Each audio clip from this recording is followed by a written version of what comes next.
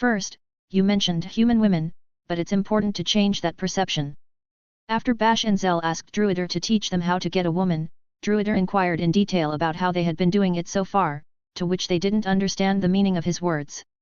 What do you mean? Human women are human women, right? Druider gently said to the two of them, who were looking at each other. That's right. You're correct. Human women are human women, and elf women are elf women. However, when you compare two women of the same race side by side, you'll see that everything else is entirely different. Now that I think about it, their names and faces are completely different, aren't they? Yes, that's true. Their scents are different too. So, are you saying there's no one-size-fits-all approach to courting women of different races? What? It was a shocking revelation. He was denying their approach up to now from the ground up. So, everything we've been doing was pointless. No, that's not true. While it's true that not everything will work on all women, there are trends. For example, humans and elves don't like dirty individuals, so cleaning your body with water and using perfume to mask and eliminate the smell is quite effective. On the other hand, dwarves don't care much about dirt, and beastmen dislike the scent of perfume, so it's less effective with them. Oh, I see. That's quite useful. Zell began jotting down what was being said in a small notepad. Although this notepad would disappear after being soaked in alcohol, the information was firmly etched in her mental notepad. She would never forget it. After all, Zell was known by people as Zell, the memorizer, due to her exceptional memory, far superior to regular notepads. However, even if I change my perception, what should I do now? Bash continued to ask. Recognizing that when talking about human women, they weren't just human women was one thing, but it didn't mean that human women would automatically open their legs for him. You have to get to know the other person. Get to know them. Yes, for example, Sir Bash, try thinking of one of your comrades. Upon hearing this, Bash remembered Boulder, the red orc who had been his squad leader. He was a man who was often seen as lacking compared to Bash for being his squad leader. However, Bash recognized him as one of the proud orc warrior leaders who had survived until the end of the war. What does this person like? Elven fruit wine. It took you a while. What were you thinking? Bash recalled a scene from one of the camps he had been in from his past. He couldn't remember which battle it was from. We were sitting around a campfire as a squad, and Donzoy came over with several large jugs. He said he had found fruit wine made by elves. Everyone was delighted and drank it, but Boulder, in particular, seemed to like it more than the others. After that, every time we captured an enemy base, he would look for that particular wine. So, he really must like it. Oh, I see. That's right. What was the point of that? So, if you want to make him happy, you can give him elven fruit wine as a gift, right? Ah, I see. In fact, Boulder would be pleased. The same applies to women. Learn about their preferences and do things that make them happy. Things that make them happy, hey? But I tried proposing with a shiny necklace that elves are supposed to like, and it failed. That was just following a tradition that elves are supposed to like. Did the person you proposed to really like necklaces? Did you know what she liked and didn't like? No, I didn't. Bash didn't know, but having someone of the opposite sex propose to her was one of Thunder Sonia's favorite things. She wished it would happen every day. She even hoped they would come with a shiny necklace. So, does that mean if you get the other person's favorite things and give them as gifts, you can get married? No, it's not that simple. You not only have to know their favorite things but also what they dislike, their weaknesses, strengths, and everything else. You must understand the other person and act appropriately every time. So, it's like in warfare. Ha ha ha, in a way. As they say, know the enemy, know yourself, and victory will never escape you, even if you fight 100 battles. Bash didn't know those exact words, but he nodded anyway. In that case, knowing what the appropriate actions are is crucial. What should I do to potentially take the appropriate actions? What's the goal? If this were a battle, the appropriate actions would aim for victory. What constituted victory could change depending on the battlefield. In an offensive battle, the goal would be to breach the enemy castle or camp, capture the enemy general, or force the enemy to retreat. In a defensive battle, it would be the opposite. Bash was an experienced warrior. At first, he didn't know where he was or what he was doing, but by the end of the war, he thought for himself and went after the enemy general. The general always managed to escape, and in the end, he eluded him. The goal, of course, is to make the other person like you. Not necessarily romantically, but to think that they wouldn't mind marrying you and having children, that's the goal. How can you make them think that? Bash couldn't imagine humans or elves thinking that way. You have to make them understand you too. Understand me? Yes, just as you two used to think of them only as human women or elf women based on their race, they also think of Sir Bash as an orc. Even someone as renowned as Sir Bash, the orc hero, is perceived similarly to regular orcs. Bash was indeed an orc, there was no mistake about that. But at the same time, he was the orc hero. In the orc nation, he received the admiration of all orcs as a hero. Even the orc king and his lineage held him in high esteem. In other countries, anyone who knew Bash would greet him with due respect. However, this wasn't the case during this journey. Especially those who didn't know Bash among the Four Races Alliance treated him like a regular orc. Those who recognized him as the orc hero were few and far between. Bash was an orc, so he didn't pay much attention to such details. Well, maybe if he were someone else, he might have shouted, "I'm the orc hero," to assert his position. That's right. Looking back, that might have been the case. Sir Bash, you must also be aware of various wonderful and great warriors who stand out among the orcs, right?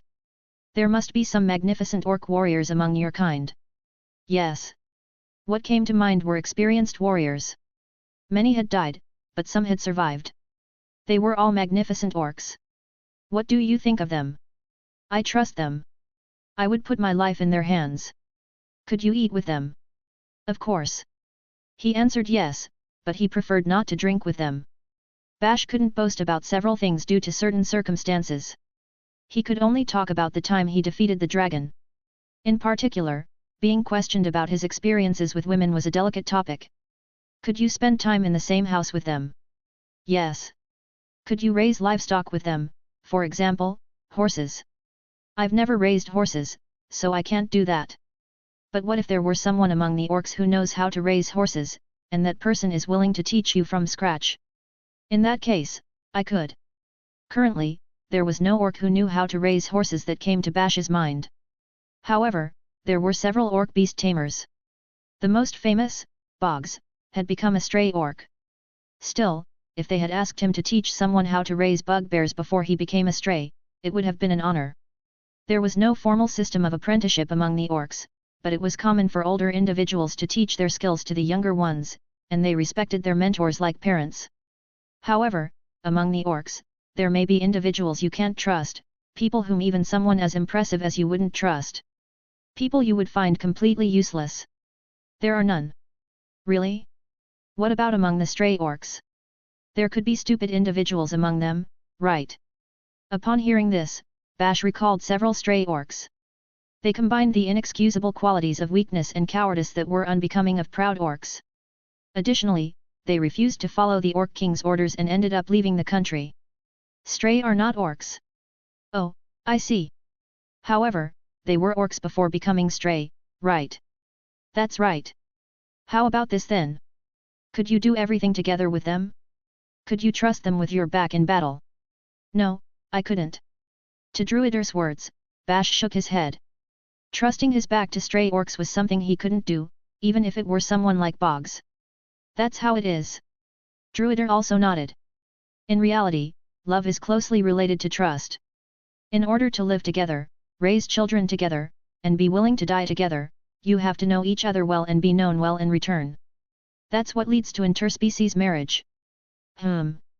So, have you achieved that? Bash responded with a nod full of emotion. Druider was about to respond, exactly, but then hesitated. That was the intention I had, but now, I'm not sure if we really knew each other, if she really knew me. However, I believe it was because we were convinced ourselves that we were able to get married.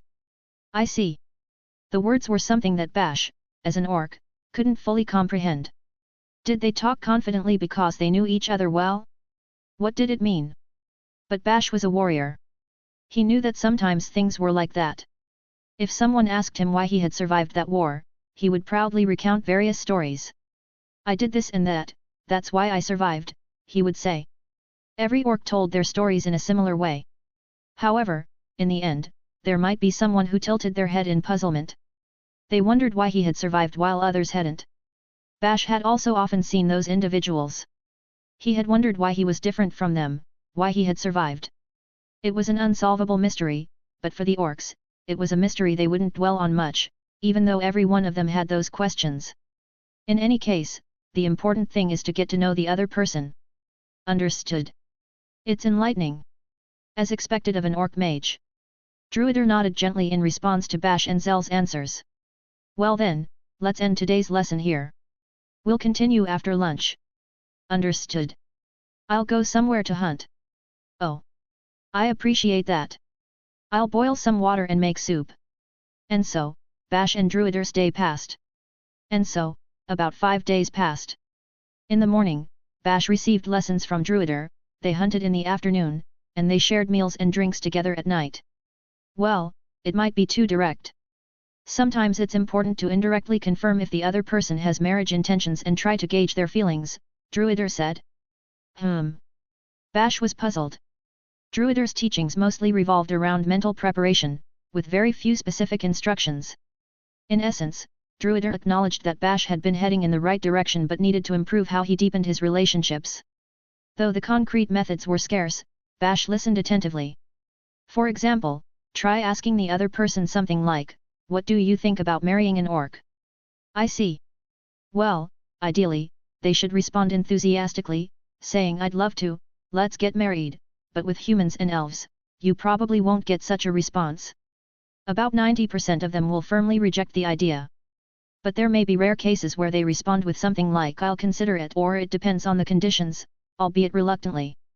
You should try to find or create those individuals initially. Create? What do you mean?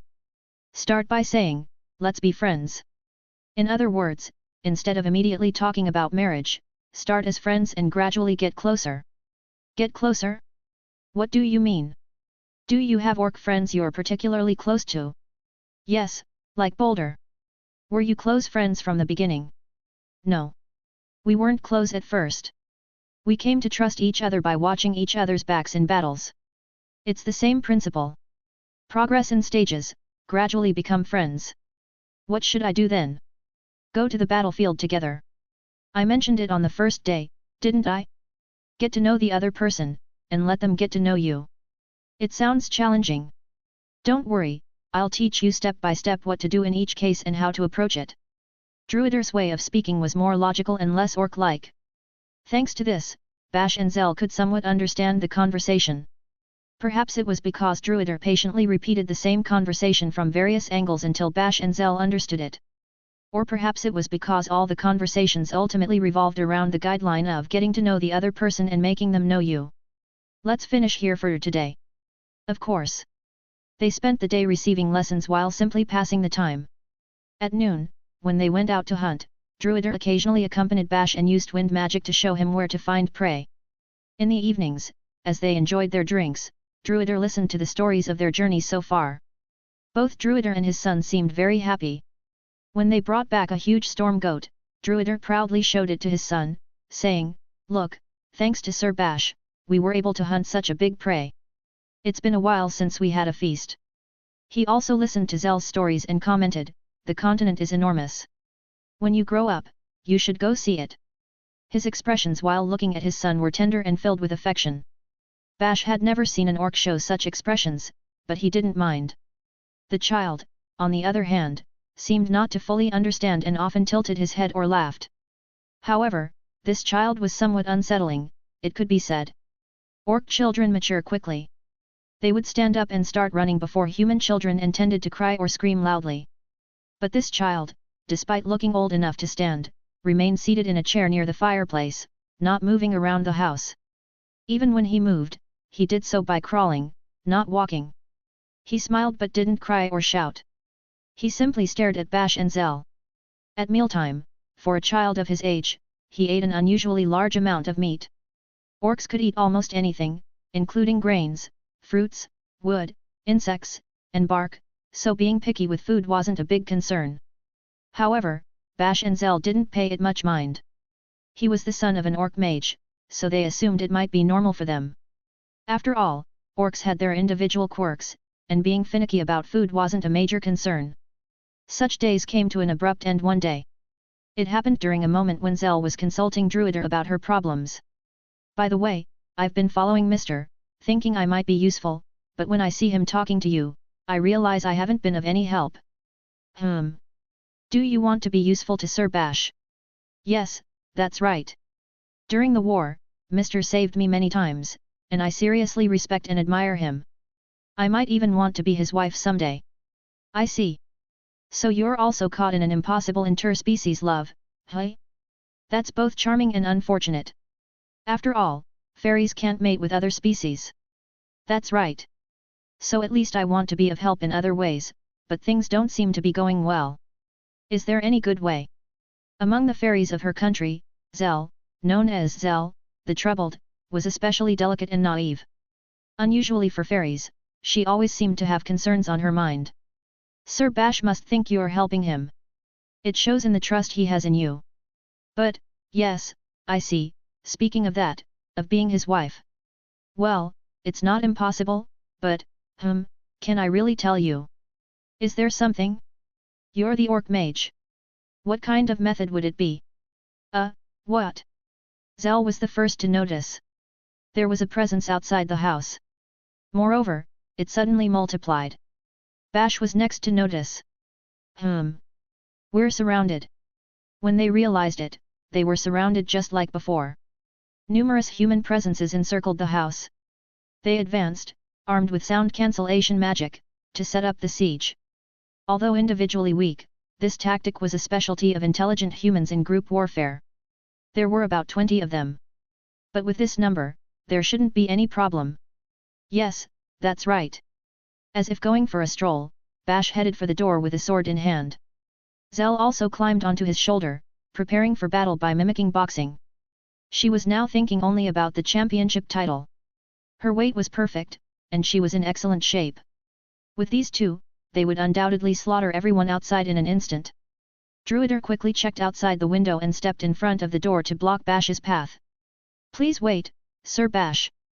With a calm expression, he said, it seems our guests have arrived. Bash furrowed his brow skeptically at those words. What do you mean? When Sir Bash first arrived, I used magic to send a letter to Blackhead territory. After seeing it, they must have come to welcome Sir Bash. What? Why would you do something like that? Bash and Zell were surprised. Contacting someone in such a short time would be quite challenging even for human magic. However, they had confidence in this orc mage. Somehow, he seemed unusually intelligent. Or would you prefer to stay here a bit longer? If that's the case, I can go out and talk to them. No, if that's the case, I'll go with them, said Bash. In the past 5 days, he felt like he had learned everything he could from Druider. Now, it was about putting it into practice. After all, time was of the essence. Yes, that's it. Thanks for everything. Bash and Zell confidently stepped outside. There were about a dozen soldiers, nervously surrounding the house. The rest were probably hiding in the shadows or in the woods, with bows and magic wands, ready for action.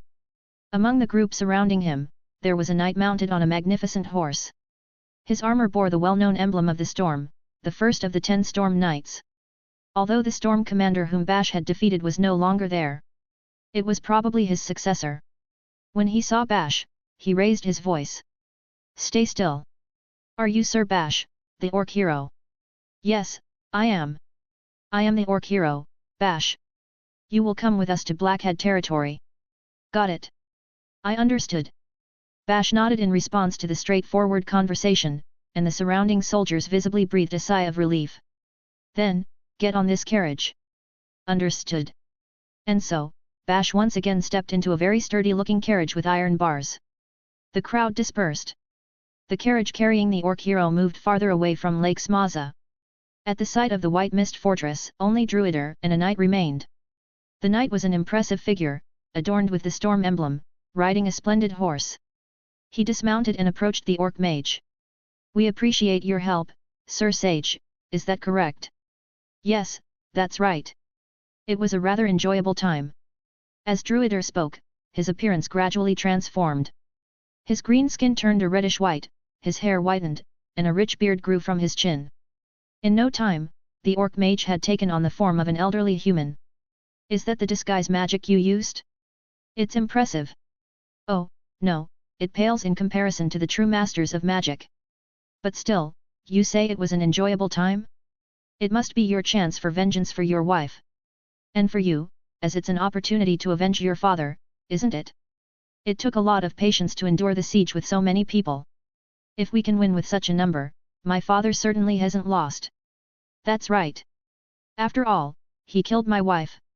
Both of them laughed for a moment. After the laughter subsided, the knight mounted his horse once more. Are you leaving already? How about we have some tea? I have the mission to escort the orc hero to Blackhead territory. I see. You are quite dedicated to your work. Sir Sage, do you not plan to return? I lost my wife in the war. I've had enough of fighting. And I don't want to be manipulated by politics and schemes. I see. That's regrettable. Well then, I'm off. As he was about to turn and leave, the knight suddenly turned back, as if remembering something. Oh, right, Sir Sage. I've heard rumors of those trying to resurrect the demon King Gadigas.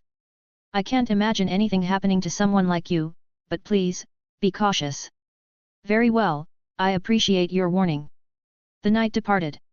Watching him leave, the man referred to as the sage returned to his house as usual. However, he stopped for a moment and looked up at the sky, in the direction Bash and the others had departed.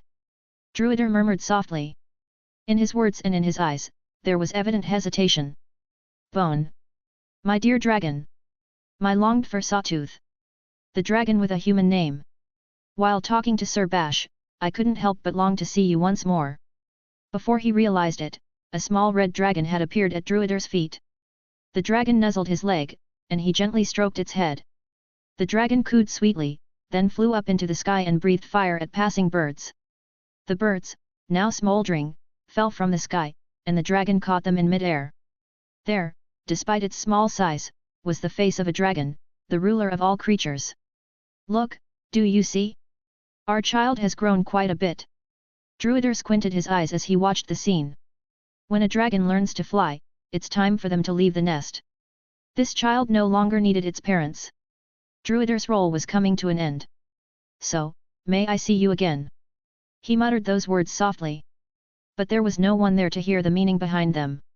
The request reached Houston while he was back in his office after finishing lunch, picking his teeth with a toothpick. The messenger seemed to have arrived in quite a hurry, emanating a strong odor all around, with drool dripping from exhaustion. Houston didn't mind the dirt, he had seen such sights on the battlefield many times. That didn't matter. What was crucial was the message the messenger carried. In the Blackhead territory, there will be an interrogation of Bash, the orc hero. We would like to ask you, Sir Houston, who is well acquainted with orcs, to assume the role of interrogator. The first thing Houston thought upon hearing this was, this gives me a very bad feeling. And it wasn't just a regular bad feeling, it was a very bad feeling. Houston's intuitions of this kind often turned out to be accurate. Though sometimes he missed the mark, it tended to be right when it counted. Whenever he had a bad feeling, it coincided with a crisis and saved his life. Of the 10 times he had this feeling in the past, 9 were related to Bash's appearances. Sir Bash is the subject of an interrogation? What the hell has happened? Bash, the orc hero, has become a crucial witness in an incident at the demon checkpoint. This time, the interrogation will take place in the Blackhead territory. However, there haven't been many cases of interrogating orcs. Therefore, we would like to request that the one who knows orcs the best, Sir Houston, known as the Pig Slayer, conducts the interrogation. Here is the official letter. Houston read the letter. In short, it explained that they had found Bash's scribbles at the Demon Country checkpoint, and they wanted to know if he was collaborating with the enemy. Since the interrogation had to be conducted to the orc hero himself, Houston, who had defeated him several times, was chosen for the task. In essence, they wanted to extract information from Bash, but as they didn't understand orcs well, they decided to bring in an expert. By the way, if it turned out that the orc hero Bash was collaborating with the enemy, he should be captured, and they would accept any sacrifice as long as they could do it. Houston couldn't help but think, By sacrifice, do they mean sacrificing me?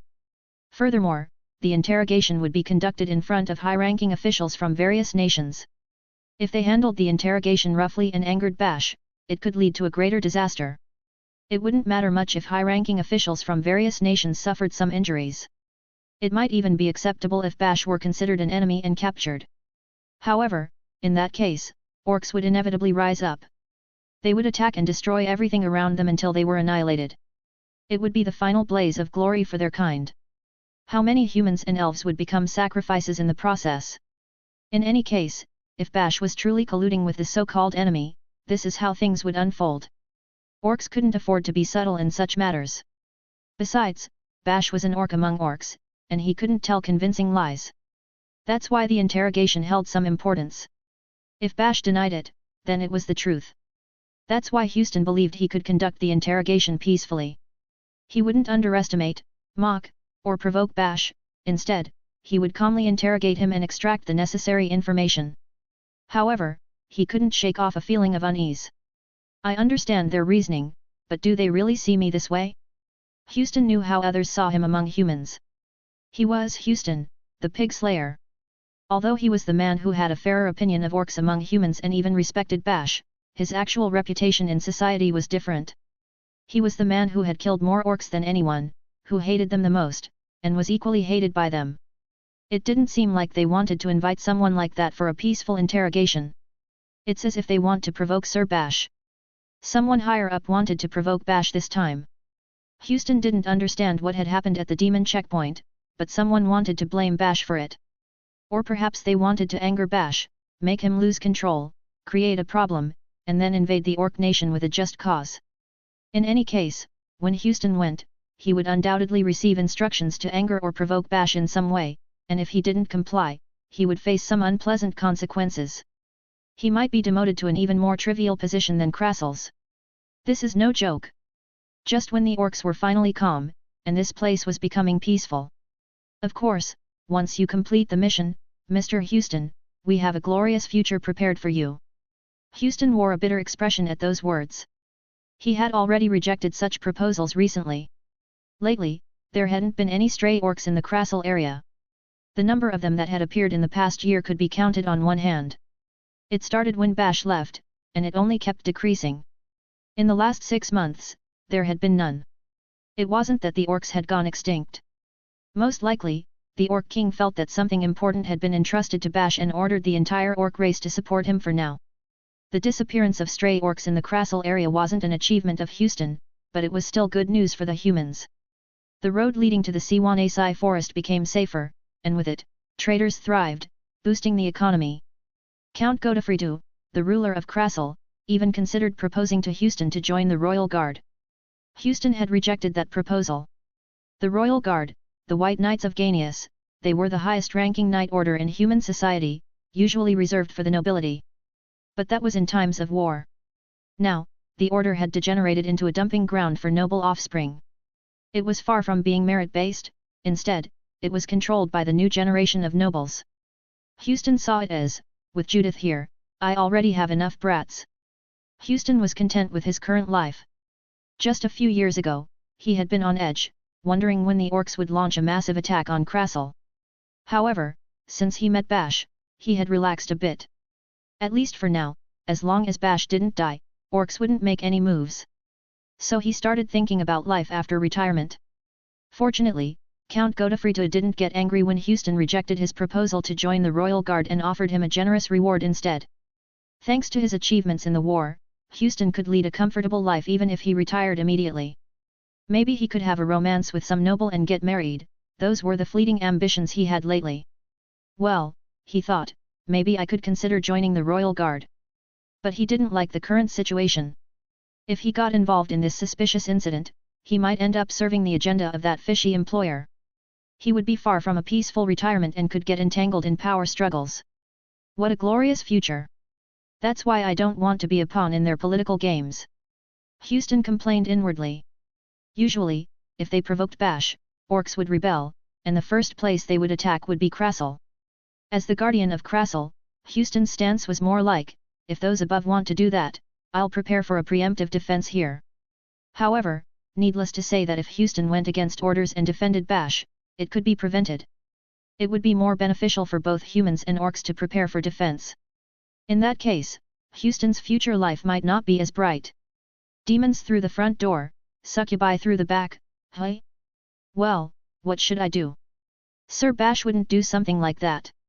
It must be a mistake, or maybe the people at the checkpoint insulted him. Suddenly, a woman exclaimed, expressing her indignation. It was Judith. She had been quite idle lately as well. About a year ago, she had dedicated herself to giving speeches to stray orcs about how the orc hero was a splendid person, but recently, with no more of them appearing, Judith found herself with little work, dealing with drunks and pickpockets. Now that he thought about it, since Judith had met Bash, she had started to understand and learn more about the orc race. Although she still felt disgust, her preconceived ideas had disappeared, allowing her to see them with new eyes. She could distinguish between good and bad orcs. After Houston, she might be the second knight with the most knowledge about orcs. Judith, despite her current situation, actually came from a fairly noble background. Her full name was Judith Hoplands. The Hoplands family was well acquainted with Count Godofredo, who ruled Krasil, and they were a powerful family with influence, military strength, and achievements. Therefore, her request to be stationed in Krasil was granted. Unlike Houston, who came from a commoner background, Judith had the power to defend herself against political machinations if she got involved in them. Selling out his subordinates was something he didn't want to do. But if there was a possibility, he was willing to take the risk, a lesson he had learned on the battlefield. Okay, Houston decided and then clutched his stomach. It hurts. It hurts a lot. My stomach. It seems that the apple I ate earlier was rotten. Oh, so much pain. I can't go on like this. I'm sorry, Judith, but could you go in my place? Both the messenger and Judith exclaimed in surprise. But they made sure to mention that it should be Mr. Houston who comes. Over the past year, Judith has learned about orcs from me. She has encountered many potential stray orcs, pacified them, and returned them to orc territory. Moreover, she knows Sir Bash. I can vouch for her skills. Besides, all I could do would be to run away from Sir Bash. Houston said, clutching his stomach. Judith, you too, even if Sir Bash is unjustly suspected, you won't just stand idly by, will you? Of course not. Sir Bash saved me and opened my eyes. If there's a chance to repay the favor, I'll take it. All right, it's decided. You can go. And so, Judith headed to the Zeriko Peninsula. And so, a few days later, Judith arrived at the Blackhead territory on the Zeriko Peninsula, an enclave of the human kingdom. Is this the Blackhead territory? She sat in the carriage, stretched her back, and looked out of the window. This land where humans suffered a great defeat. The wind blowing in from the outside gently brushed her cheeks. The air was damp and cold, mixed with drizzle. A man sitting on the coachman's seat observed her intermittently. He was the same person who had delivered the message to Houston. He seemed to be around 40 years old, quite a bit older than Judith. I wonder if a young lady like you can really stand up to the orc hero, he commented. If it's an order, I'll fight, but I haven't come here to do that. If Sir Bash were truly our enemy, it would have been better to summon Captain Houston instead of me, Judith replied. Of course. Judith glanced out the window once more, feeling a bit uneasy inside. Over the past year, she had diligently studied about orcs. Additionally, Houston had vouched for her, confidently asserting that she would be fine. However, she still had doubts about whether she could handle it and what was really happening. There were many unclear aspects that made her nervous. You seem uneasy, the man commented. Well, yes, Judith admitted. I don't know much about it, but it's clear that something strange is going on, the man continued. Something strange? Yes, something big is happening. Otherwise, why would they use a magical carriage like this? The magical carriage was exactly as its name implied, a royal relic infused with magic. There were only 3 of them in the entire human kingdom, and they could travel at speeds several times faster than a regular carriage. Only a few could handle them. It was a legendary artifact that had saved humans from dire situations on multiple occasions. Of course, it was not used for trivial matters. Using it to transport a low-ranking knight like on this occasion indicated that the higher UPS considered this situation very serious. The man in the coachman's seat didn't know anything. Of course, Judith didn't know either, just like Houston. Even in Houston's information network, they only knew that some enemies were plotting something nefarious. Young lady, this is advice from an old man, but, don't take too many risks, the man warned. Certainly, this man had been an experienced warrior who had handled this carriage for many years. The fact that this carriage was being used for battle indicated that someone important was in trouble. He had taken the carriage and its occupants through many dangerous situations. Therefore, his instinct told him that something was amiss. Not take too many risks, even if you say that, well, Judith responded. You should always be ready to retreat. It's good to fight sometimes, but only when you are absolutely sure you can win or escape, the man advised. How do you determine that? By gathering information. Evaluate the magnitude of the situation, how manageable it is, and how far you can risk. That's how you decide. I might end up retreating quickly, then. That's what I hope for. It's okay. If you withdraw early and observe the situation, you can figure out why things turned out this way. That way, you'll learn to use information if something similar happens in the future. Judith took those words to heart. If it had been her in the past, she might have dismissed the words of a common soldier. But over the past year, she had learned. People like this man knew how to survive properly. In that case, will everything go well this time? She asked. The interrogation should go smoothly. Think about it. Do you really believe that Bash, the orc hero, would allow himself to be interrogated if he had something to hide? If it were the Sir Bash I know, it wouldn't be surprising if he allowed it. But the Bash I know is the embodiment of an orc. When an orc is in trouble, they kill all captors and escape. But the leaders of different countries will be present in the vicinity of the interrogation room, right? If he reaches them, do you think he could kill them all? Idiot! I don't think he's going to do that. Besides, an orc with a brain complex enough to think of such convoluted plans doesn't exist. Not even Bash would be capable. Judith thought about it. Probably, everything would be fine until the interrogation. However, it was crucial not to provoke Bash during the process. Moreover, she had heard that prominent warriors from various countries, including Nazar and Thunder Sonia, were present at the location. Even if Bash became furious, it was possible to escape. Of course, Judith hadn't even remotely thought that such a situation would occur. In her mind, Bash was one of the gentlest orcs, even among orcs. Well, even if you say that, for me, there's a 90% chance that Bash is innocent. If I were in a position to use Bash, I wouldn't employ such methods. I would use him openly, without beating around the bush, and make him face the enemy head-on. Anyone would do the same. Oh, really? That's how you use your best pieces. So, what makes you suspicious? It's because things don't work that way. And so the conversation continued. While they talked, the carriage came to a stop. This is Stormhill Castle. When Judith looked up at the sky, it was covered with thick clouds, and a light drizzle was falling. Before her eyes rose an impressive castle with tall walls and a deep moat. It was a formidable fortress that seemed impregnable, as if it had never fallen even once. However, there was something different, a strong sense of determination, stronger than ever, as if it said, "We will not let it fall again." They say it was rebuilt after the war, but it's quite impressive, Judith remarked. Coachman, have you been here before? No, never. I was part of a support force. There was an attempt to evacuate dignitaries here, but we didn't make it. The coachman chuckled. Although Stormhill Castle had been surrounded by the Seven Races Federation, the Four Races Alliance had done their best to send support. However, they hadn't succeeded. So if someone had been here before, it meant they had died. Come on, let's get going, the coachman said. Understood. Thank you for the advice. Goodbye. Judith waved and stepped down from the carriage. The coachman waved back and began moving the vehicle. After bidding him farewell, Judith turned toward the castle, gathered her courage, and shouted. Well, is there a guide? Although she was a rookie knight, her status was high. Such an assertive way of speaking was allowed to her. In fact, it was a position she had to take, as she had learned in night school. Immediately, a nearby soldier saluted and stepped forward. I will be your guide. Very well. It was a haughty attitude, but the soldier didn't mind. During emergencies, one was allowed to state their purposes and means without regard for their status or rank.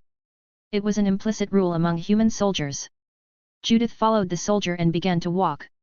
They entered through a small side entrance, where even humans had to crouch, and then traversed a labyrinthine corridor. After turning several corners and climbing stairs, she lost track of where they were.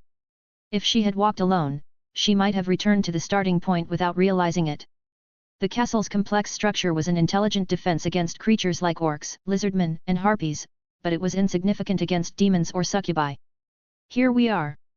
Upon arrival, they were in a hall. However, it was too narrow to be called a hall. Originally, it might have been a meeting room or something similar, but the tables had been moved to create the appearance of a larger space. The room, which would normally have felt cramped, was now strangely spacious. In the four corners of the room were potted plants with silver leaves. It was an elven barrier. Judith looked at the 5 people inside the barrier.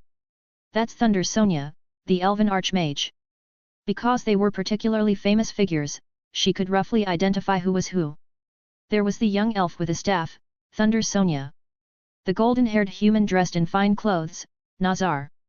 The refined mustached human, Chancellor Crusader Almalaji. And the human with a physique similar to that of an orc, Grand General Brian Gottron. They were all faces that anyone would recognize.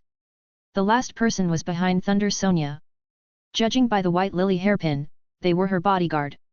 I am Judith Hoplands of the Knights Order of Krasil. I have come to interrogate Bash, the orc hero. Well, you've arrived. I was looking forward to this. Brian spread his arms wide and embraced Judith. His hug was like that of a bear, and Judith felt her shoulders creak.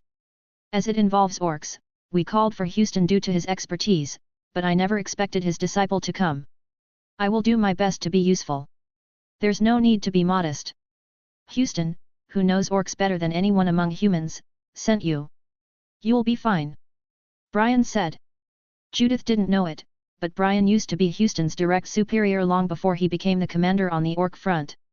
Although it was a story from an earlier era, Brian and Houston had known each other well since then. That's why Houston had told Judith, if things get rough, trust Brian. He should be able to get you out alive. Hey, you're getting up there in age, so don't harass the young girls too much.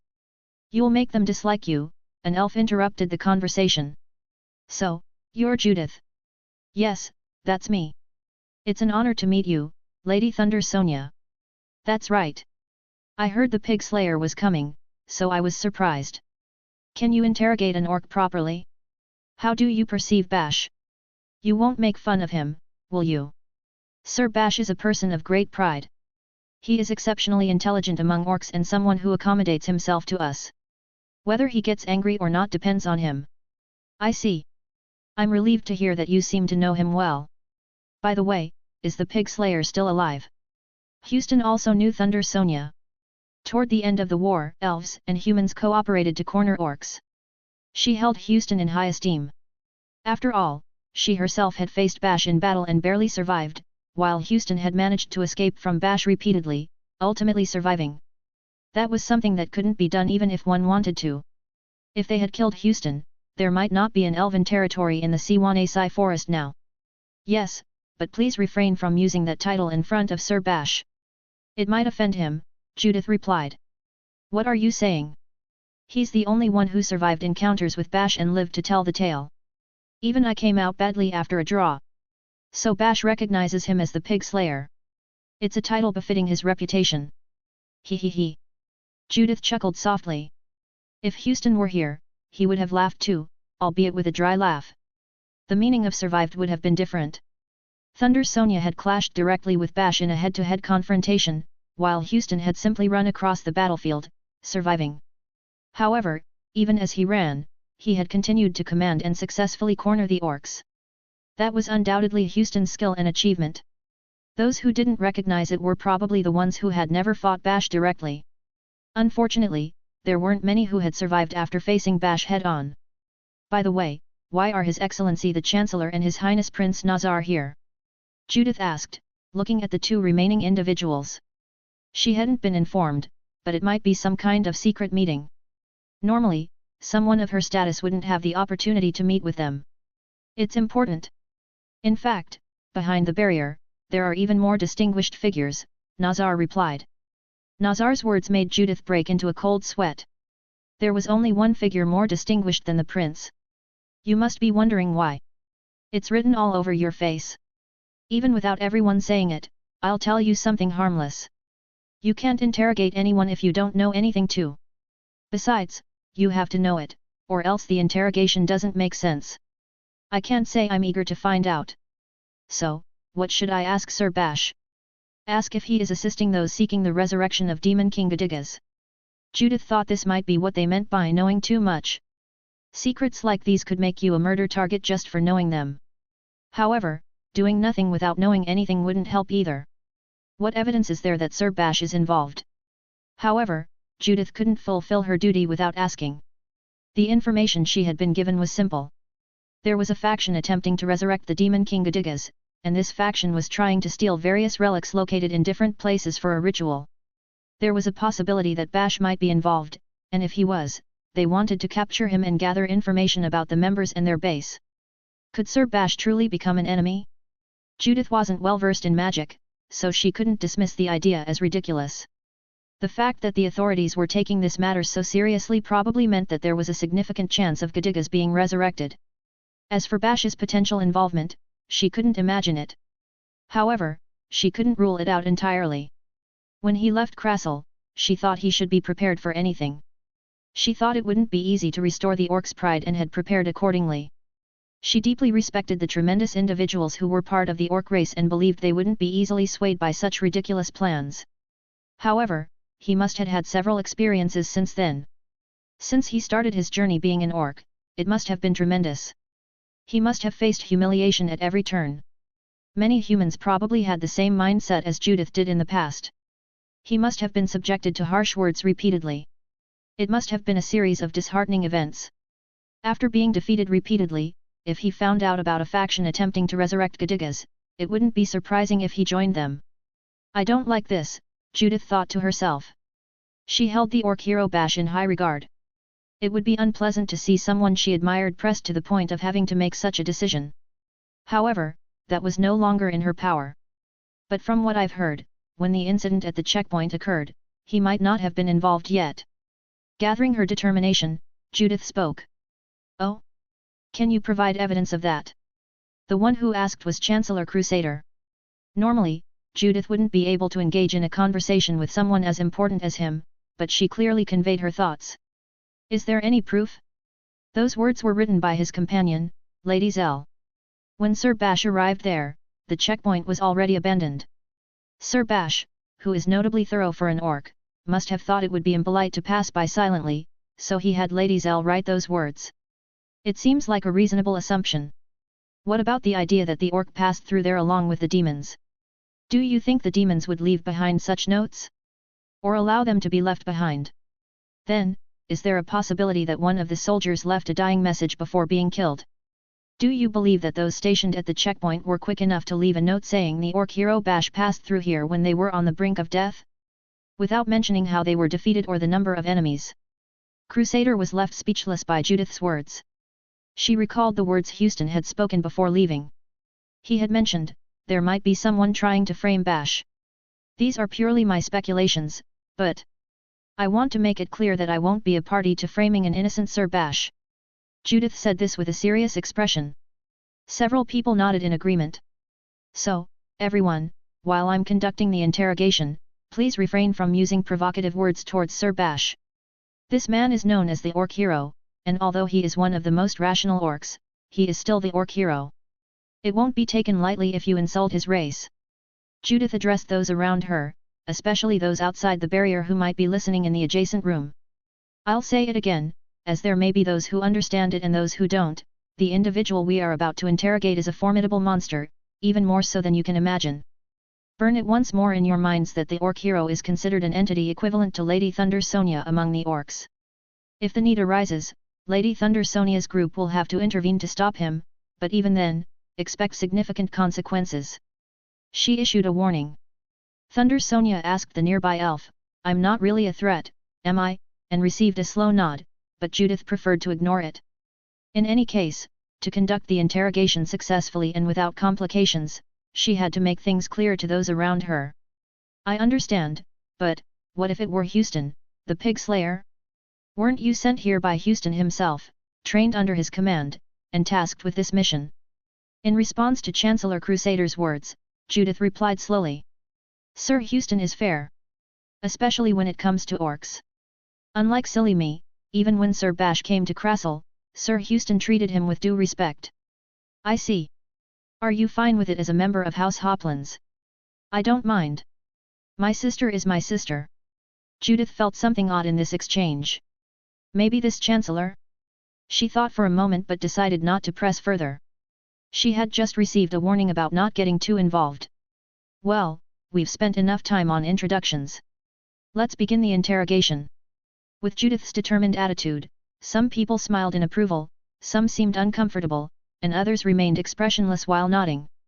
An orc entered the Stormhill Castle alone. Was it like this before? They rebuilt it, didn't they? A fairy accompanied the orc. Both of them desperately tried to evoke their past memories as they looked at the castle. However, no matter how hard they tried, the concrete form didn't come to mind. It was natural. Stormhill Castle had once fallen to the orc forces. For humans, it was the most vivid and recent memory of defeat. Only a few survived and shed tears of blood as they watched the castle burn from afar. No one ignored what it meant for orcs to capture a castle. Men were massacred, and women were taken as breeding slaves, forced to bear orc children. Many never returned, and those who did were almost broken. So, when they decided to reclaim this land and rebuild the castle, those who had shed tears that day made a solemn vow, they would never let this land fall again. If this castle was attacked again, they would not allow it to be taken. And so, this castle was built. It was natural that Bash and Zell couldn't remember it.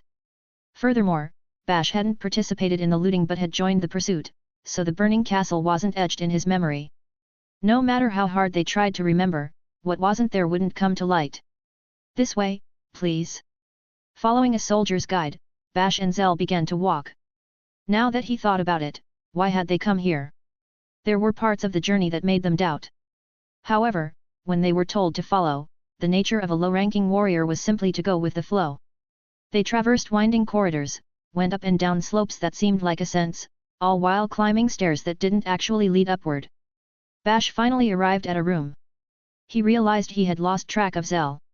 Along the way, he seemed to hear phrases like "Fairy, we have some sweet fruits prepared over here and well, I prefer roasted nuts to sweet ones, but if you say so," but in any case, the fact was that he had lost Zell.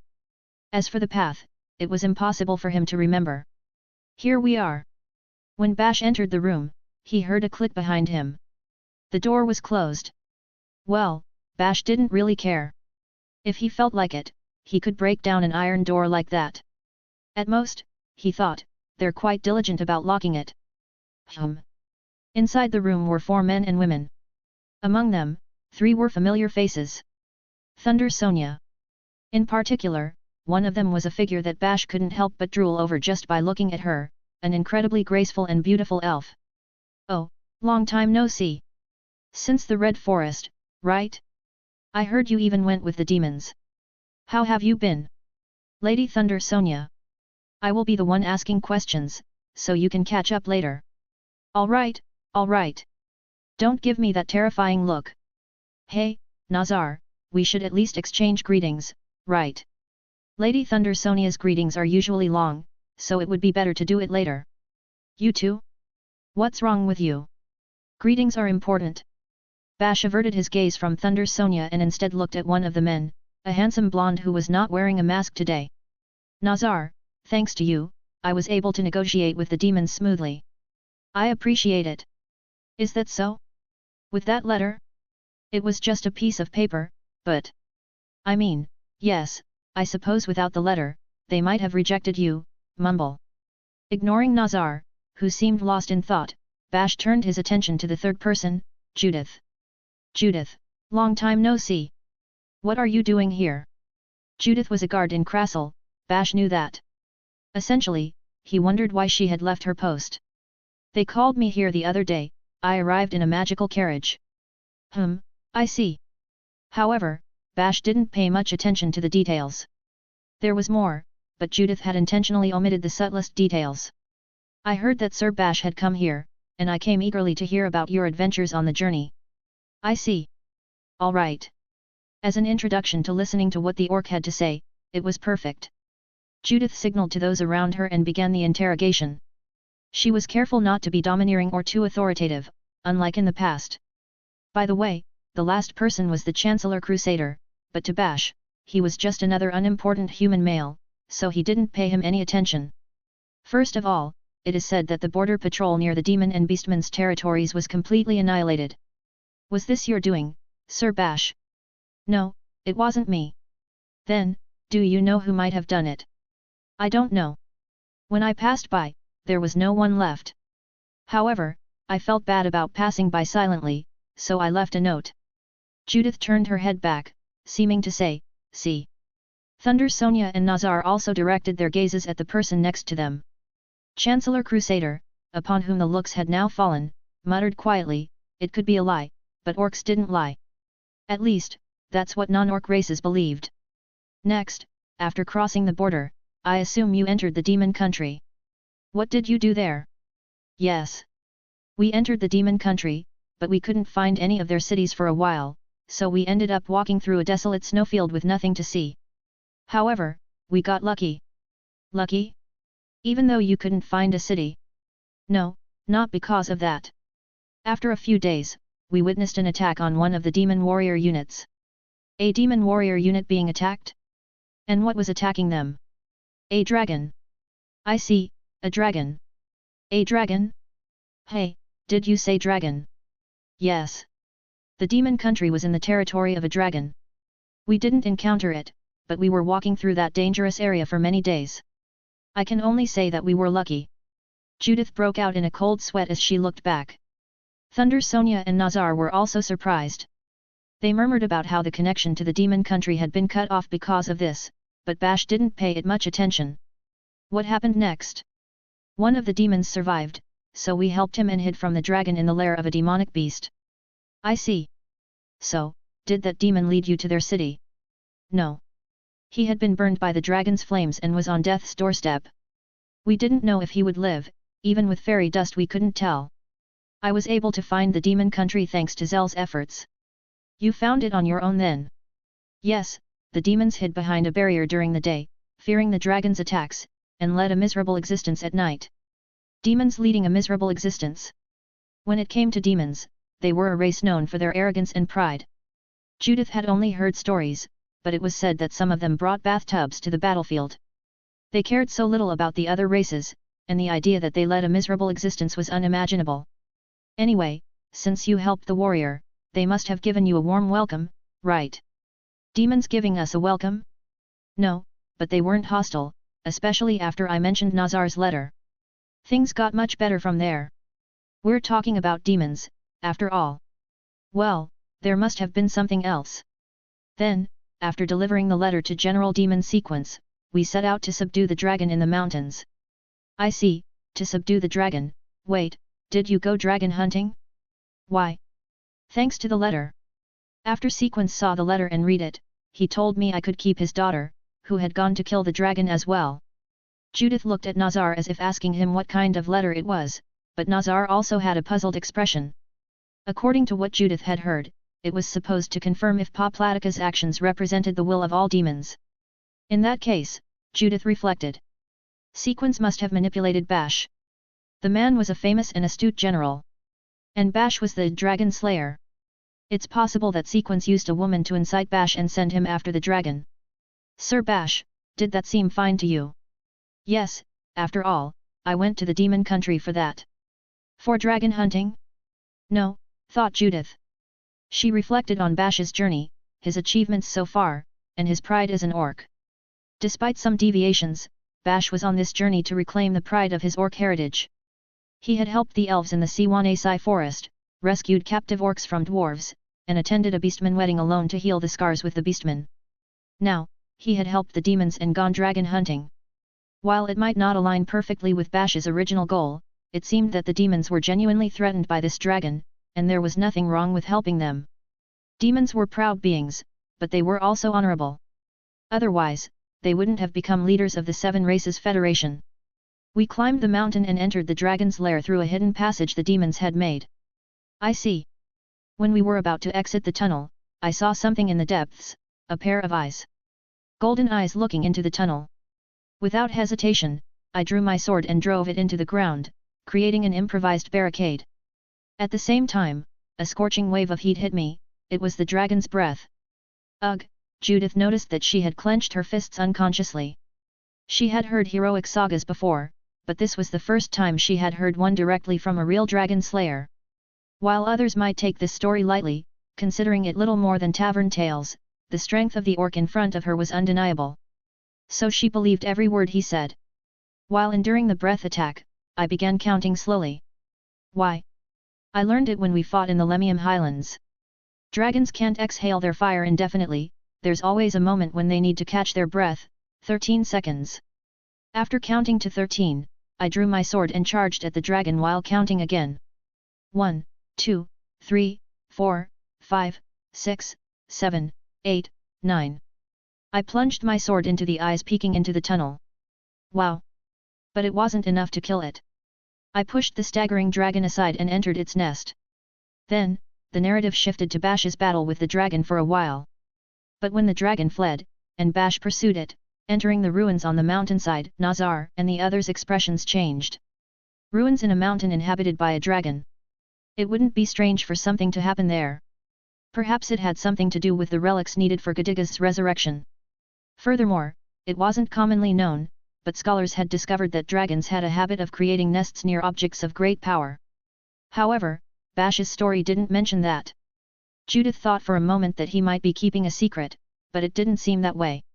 He genuinely didn't seem to care. But there was a woman there. A survivor of the demon's extermination squad. A woman. Sequence had given me permission to take his daughter as my wife, but King Orc's orders prohibit mating with other races without consent. So I had to talk to her to get her consent. As expected of Sir Bash. But didn't it seem suspicious to you that there was a woman in a place like that? Do you think I would notice something suspicious just because I saw a human? Oh no, I didn't mean to underestimate orcs. It's just that dragons are intelligent creatures, and it's unlikely for someone to escape from their lair, especially when it comes to humans. I see. You're right. However, I didn't realize. As you guessed, that woman was actually the dragon in disguise. Judith looked puzzled and turned to Thunder Sonia and the others. Thunder Sonia also chimed in, I've heard stories like that, so they can really transform, with admiration. It seemed that Nazar was quite interested too, as he leaned forward slightly. I was deceived, and I told her my tales of valor, thinking she would fall in love with me, to make her mine. Then, the moment came. The woman grabbed me tightly, and in the blink of an eye, she transformed into a colossal dragon. Really? I had massive fangs in front of me, and I thought it was the end. But the dragon spared my life and simply flew away into the sky. Why? I don't know. But according to Zell, probably because the dragon recognized me after the tales of my valor in our recent conversation. Judith wasn't familiar with dragon behavior or mentality, but she knew they were very intelligent beings. The human sage had even formed an alliance with a dragon in the past, gaining its support as an ally. If the dragon spared him in recognition of his valor or as an excuse to escape, it wouldn't be surprising given their intelligence. We couldn't catch up to the dragon, so we left the mountain. It was a defeat. If anyone other than Bash had said that a dragon had escaped from them, Judith might have laughed it off. But Bash had a precedent. Moreover, it was confirmed that a dragon had flown from north to south. It wasn't a lie. By the way, it had landed on a mountain in the elf country, but its whereabouts were unknown afterward.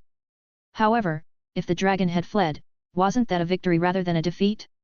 Judith couldn't help but think that, but if someone as powerful as Bash called it a defeat, then it was a defeat. What happened next?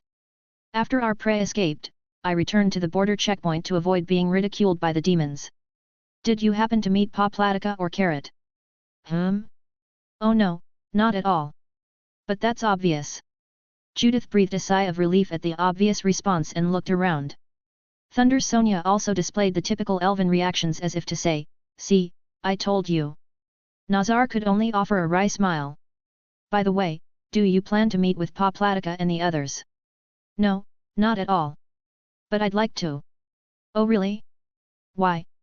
It's obvious. They are beautiful women. I would like to marry one of them if possible. The atmosphere in the conference room relaxed slightly. It seemed that even orcs could make jokes, Judith thought. However, she was the only one with a tense expression. For an orc to mention marrying a woman implied taking her, bringing her home, and making her his own. Perhaps it was an indirect way of expressing hostility toward them. Sir Bash, have you found that thing you were looking for? No, not yet. But I've learned several things during this journey and gathered knowledge. That's why I've returned to the human kingdom. Do you mean to say you believe that thing is here? I don't know, but I believe there's a possibility. Fortunately, I received guidance from a sage during my journey. A sage? Did you meet the sage? Yes, I met him. I want to test the teachings I received from that sage as soon as possible. I see. On this continent, there was only one person who held the title of sage. He was a human who had deciphered all scriptures, possessed vast knowledge, mastered all forms of magic, and even had dragons under his command. He was considered the smartest human, the one who had read King Demon-Gadiga's strategies when no one else could. He was the only one allowed to carry the title of sage. Judith didn't know where this sage currently resided, but she had heard rumors that he lived around these parts. No one seemed surprised when the human sage came up in the conversation, they all seemed to know that Bash had encountered the human sage. So Judith didn't press further. I understand. Thank you for sharing your story. Truly, Sir Bash, the orc hero, is quite fascinating. Throughout his story, there had been no suspicious elements in Bash's account. If everything was an invention, then Bash had transcended the orc race into something entirely different. By this point, the likelihood of Bash conspiring with Poplatica and the others was almost non-existent. However, in Judith's mind, there was a slight premonition. Is Sir Bash hiding something? Orcs didn't lie, but they kept secrets. Judith had encountered some orcs over the past year who kept secrets. They didn't hide anything significant, but still. The unease she felt from those orcs and the one she felt now while listening to Bash's story were eerily similar. She had no evidence, only a gut feeling. It was based on the reactions she had noticed in the orcs she had spoken to over the past year. Well, that concludes the questions.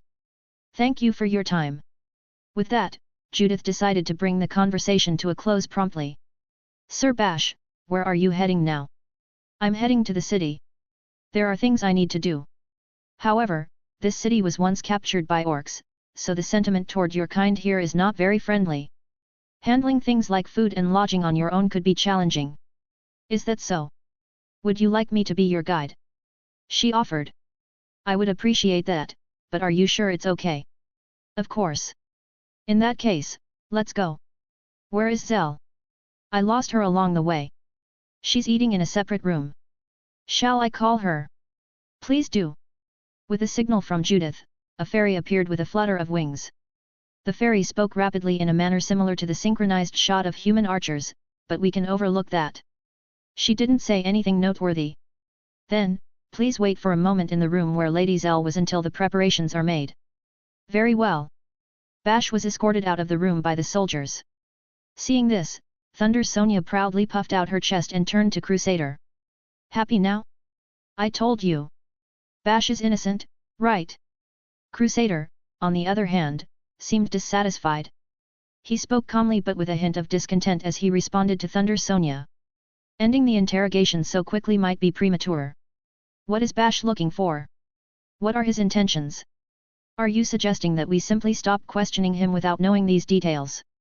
He has no ulterior motives since he's on a journey to restore the honor of the orcs. Therefore, the thing he's searching for must be an event that can help him with his goal. Like the incident with the orc zombies in Siwanasai Forest. All of Bash's actions so far can be explained through that. In fact, thanks to Bash, our perception of the orcs has changed a lot, hasn't it? Nazar, you too, right? Crusader, when you saw how Bash responded to our questions, didn't you also think differently? Crusader, despite the slightly cold look Thunder Sonia's words gave him, ended up smiling.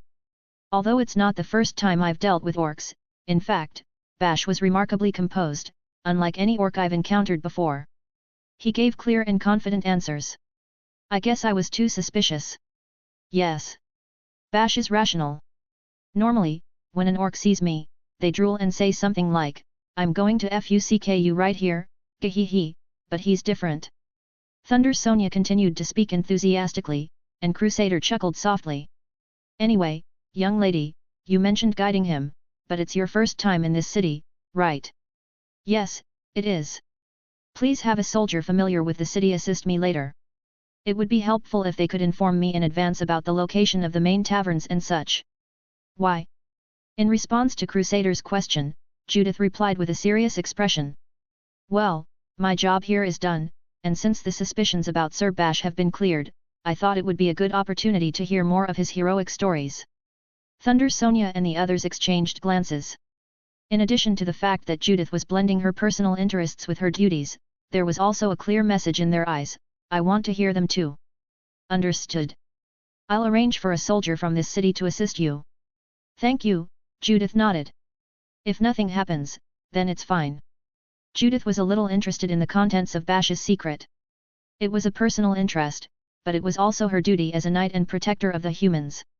She didn't know what Bash was hiding, and maybe it had nothing to do with this incident.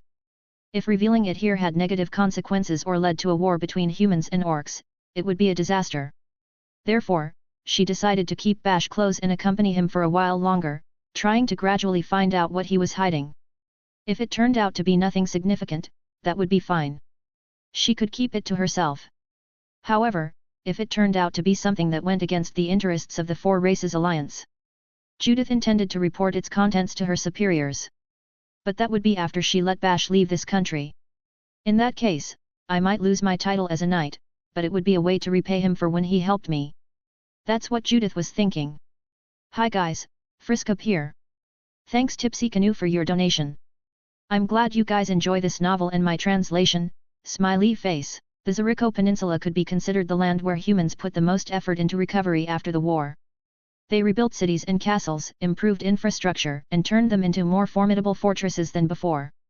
The people who had lived there before also enthusiastically participated in the city's reconstruction, even more so than before. It was as if they were trying to overwrite their historical defeat. Due to this history, the city had many people with prejudices and discriminatory attitudes toward orcs. If an orc walked alone in the city, they would likely encounter problems. While most humans wouldn't pick a fight if they saw an orc, even the soldiers wouldn't go out of their way to capture them. However, nearly all inns would deny them accommodation, and it was unlikely they could find a proper meal. That's why Judith decided to accompany Bash, with the help of a soldier who knew relatively safe places for orcs to eat and stay. They used a carriage as their means of transportation. Not the magical carriage Judith had ridden in, but a VIP carriage kept at Stormhill Castle.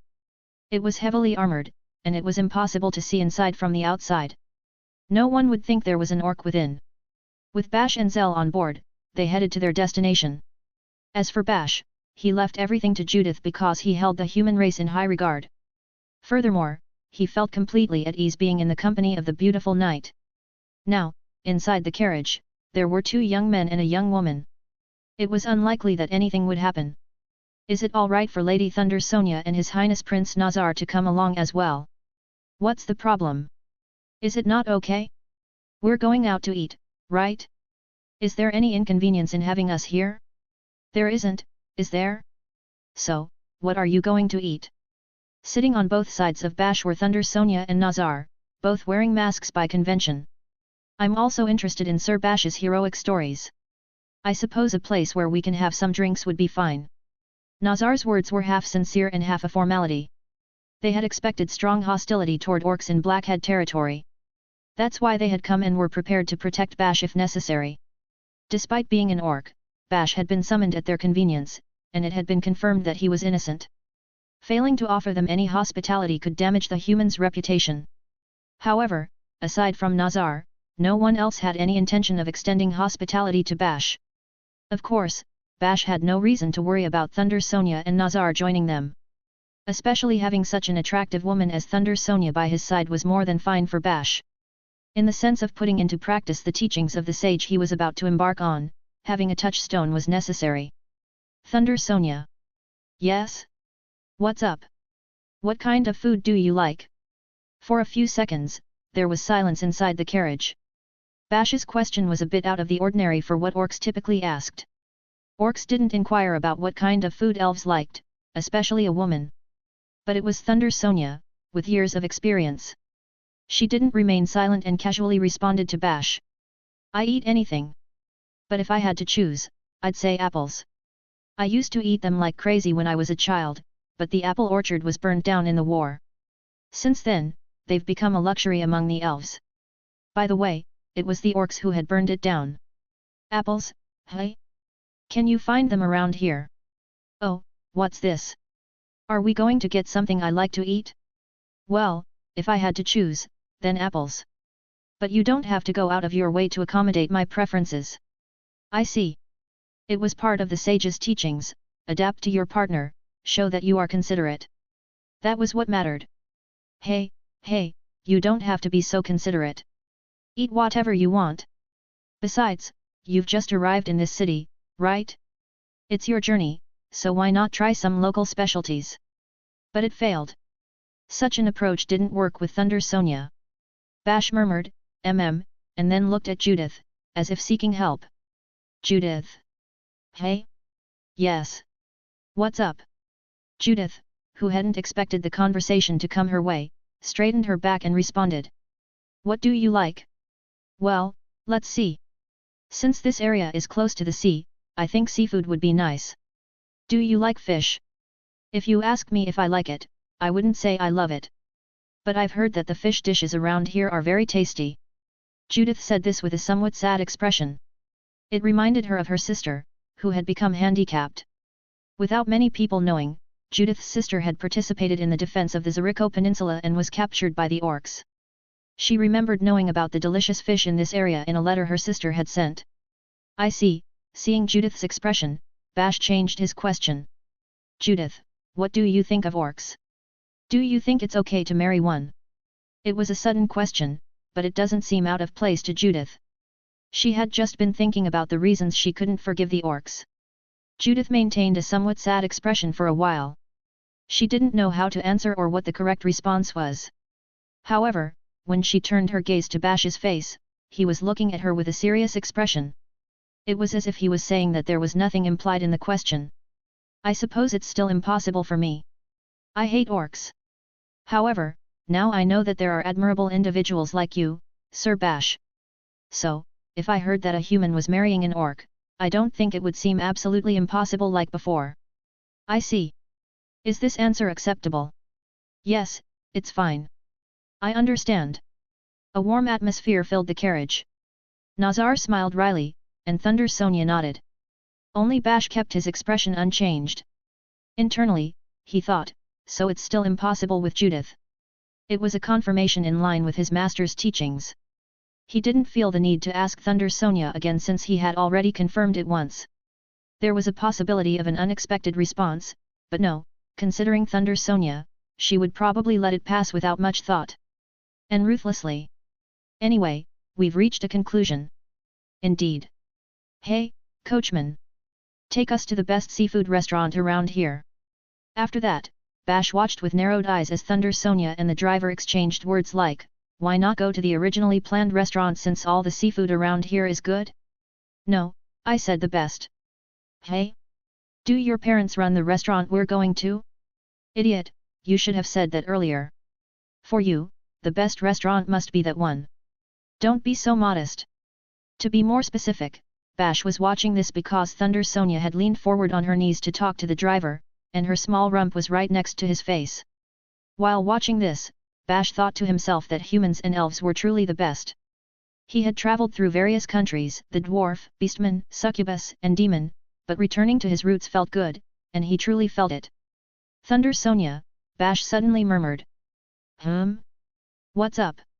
How many elves are there in this city? Thunder Sonia hesitated for a moment at his words.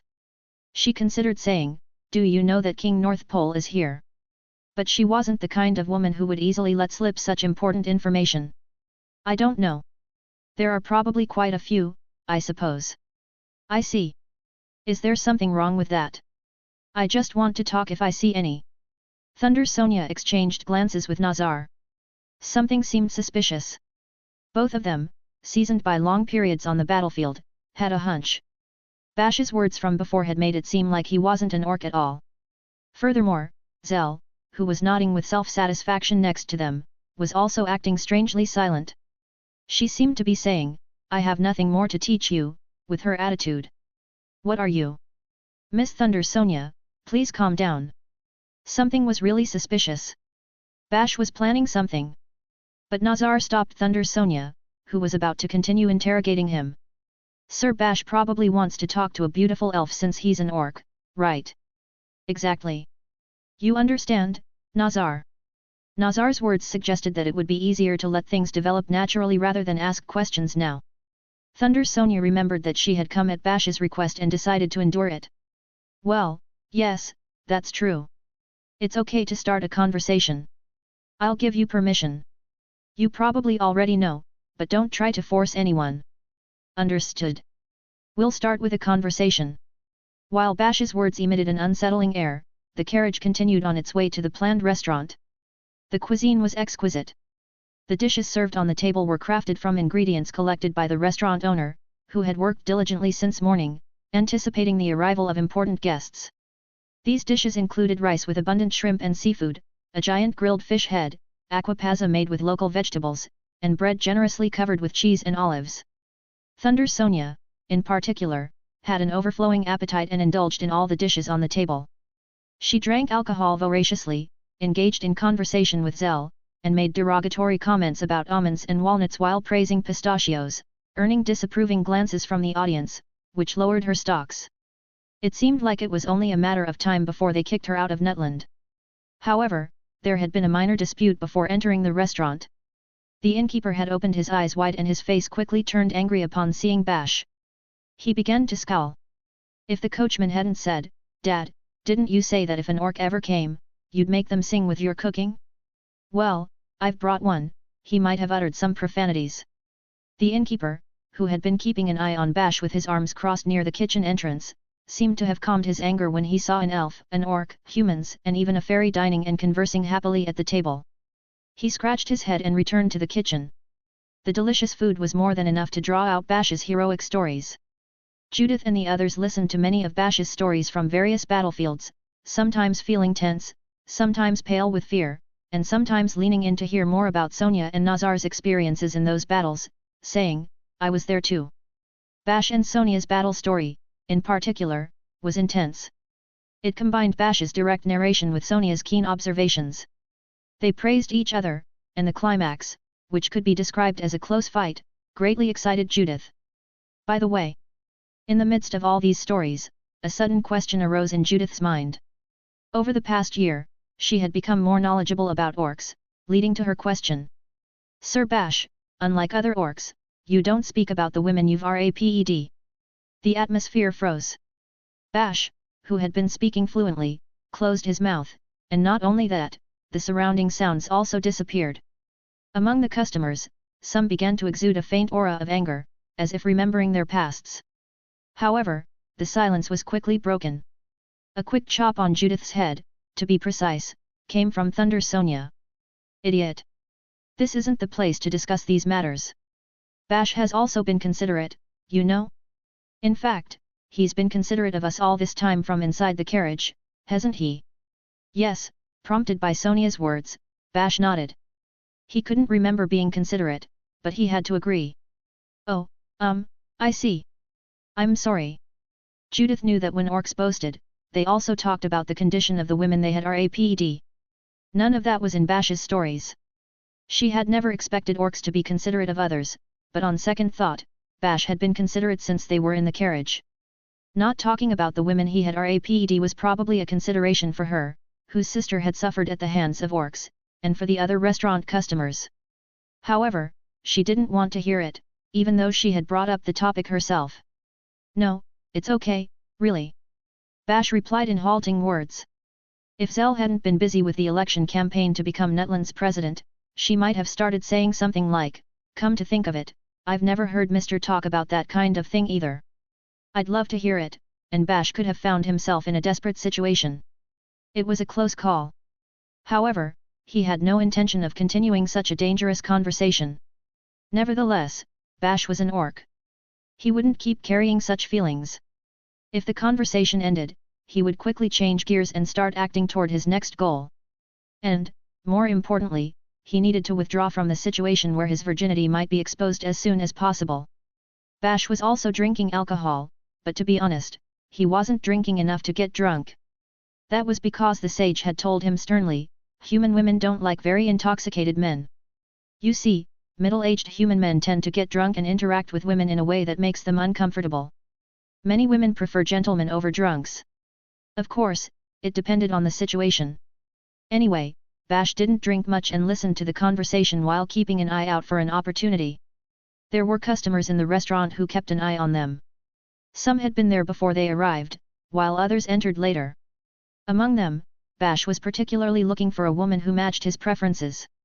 Of course, he wanted to approach her. Ideally, a woman on the level of an orc hero like Bash would be perfect, but he was desperate. He just wanted to find someone with whom he could talk without any issues. By the way, there were no elves in the restaurant. According to the earlier information, married humans wore a ring on the ring finger of the left hand. First, Bash looked for those without a ring. Then, he searched for young women who appeared fertile and were not claimed by other men. If they were attractive, that would be a bonus. Unlike elves, there was quite a difference in attractiveness among humans. There weren't many, but some women seemed dwarf-like or orcish, and Bash didn't want to approach them. It might be considered picky, but... However, Bash's eyes landed on a woman who caught his attention. She was a human woman. Her expression was stern, but her facial features weren't bad. Of course, she wasn't as stunning as Thunder Sonia, who was currently drunk nearby, or Judith, who was sitting elegantly, but she was within an acceptable range. She was muscular and seemed to have practical experience. It looked like she was going to have healthy children. She had come to the restaurant alone, ordered food for one, and was drinking alone. Judging from her attire, she probably belonged to the city's security force or something similar. She wore the standard human army uniform and had a sword at her side. It wasn't clear whether she had just finished work or was about to start a night shift. They had been at war since they were born, so it wasn't easy to tell just by the fact that she was drinking. While Bash observed, their gazes met. Bash stood up and walked over to the woman. She visibly flinched and put her hand on the sword at her waist, but she didn't draw it. Bash positioned himself on the opposite side of the table and asked, "Can I join you for a moment?" "Hey! I'd like to chat a bit, is that okay with you?" The woman blinked in surprise. She didn't expect an orc to say something like that to her. Orcs were supposed to be more, well, animalistic and direct. She never imagined an orc would ask permission for a conversation. Sure." She nodded. Bash then pulled out a chair and sat down silently, making no noise. It was a gesture he had learned from the sage. When approaching a human woman, it was better to do so as quietly as possible. "I'm Bash, the orc hero. What's your name?" "Janna, why? Why, it's a beautiful name." "Really? Thanks. So, what does the orc hero want from me?" "It's not that I have a specific purpose. I just wanted to have a little chat." "What a surprise, hey? I never expected an orc to try and pick me up." "Pick you up? What do you mean?" "It's a trend that started in the human capital. Young men approach young women, get to know each other, and eventually..." "I see. Humans are quite progressive." "But that's exactly it," Bash replied. However, he had learned from the sage that humans were that kind of race. First, get to know the other person. This should also apply when a human man tried to approach a human woman. "Normally, I'd reject someone trying to pick me up, but it's amusing when an orc does it. I don't mind having a chat, but just so you know, orc hero or not, you won't get into my pants. I might look like this, but I've dealt with hundreds of succubi alongside elves on the front lines against succubi. So, I'll make sure you experience the same fate if you try anything funny." "I understand. But, what about you won't know until you try? By getting to know each other, you might find something you like or change your perspective." "You think so? The truth is it's very interesting. Haven't others told you that you're interesting too?" "Not very often, to be honest. I've been told things like not bad or I'm going to kill you, but interesting only a few times." "I didn't mean it in that sense." Saying this, Janna let out a chuckle. Bash was surprised by her reaction but felt a sense of accomplishment. Had he ever felt something like this while talking to a woman? No, never. It was overwhelming. The techniques he had learned from his master were truly extraordinary. Do you like the food here, Jana? Yes, it's quite good. It's my first time here, and it's delicious. But when it comes to my favorite food, I stick with the taste of my homeland. What kind of dish would that be? We used to cook a boar in a big pot. I haven't had it since I was a child, and I don't even remember how it's prepared. Plus, my homeland no longer exists, so I can't recreate it. But I remember the taste. Boar, hey? We used to have it in field rations quite often. Orcs go hunting too, hey? Well, I guess that's obvious. With that kind of conversation, Bash continued building the dialogue. Jana seemed to consider the experience of having a calm conversation with an orc as something valuable. She listened without resistance and shared her own stories. Ah, that was fun. Orcs come in all types, hey? It's the first time I've had such a long conversation with someone of your kind. I'm glad I could talk with you too. By the way. Yes. I have a room reserved. Haha, I'm sorry. You're definitely a charming orc, but I have my reasons too. I'm sorry, but I can't go to your room. Try with someone else. You should be able to pick up a better woman. I see. With that final exchange, Bash left his seat. His next destination was another woman.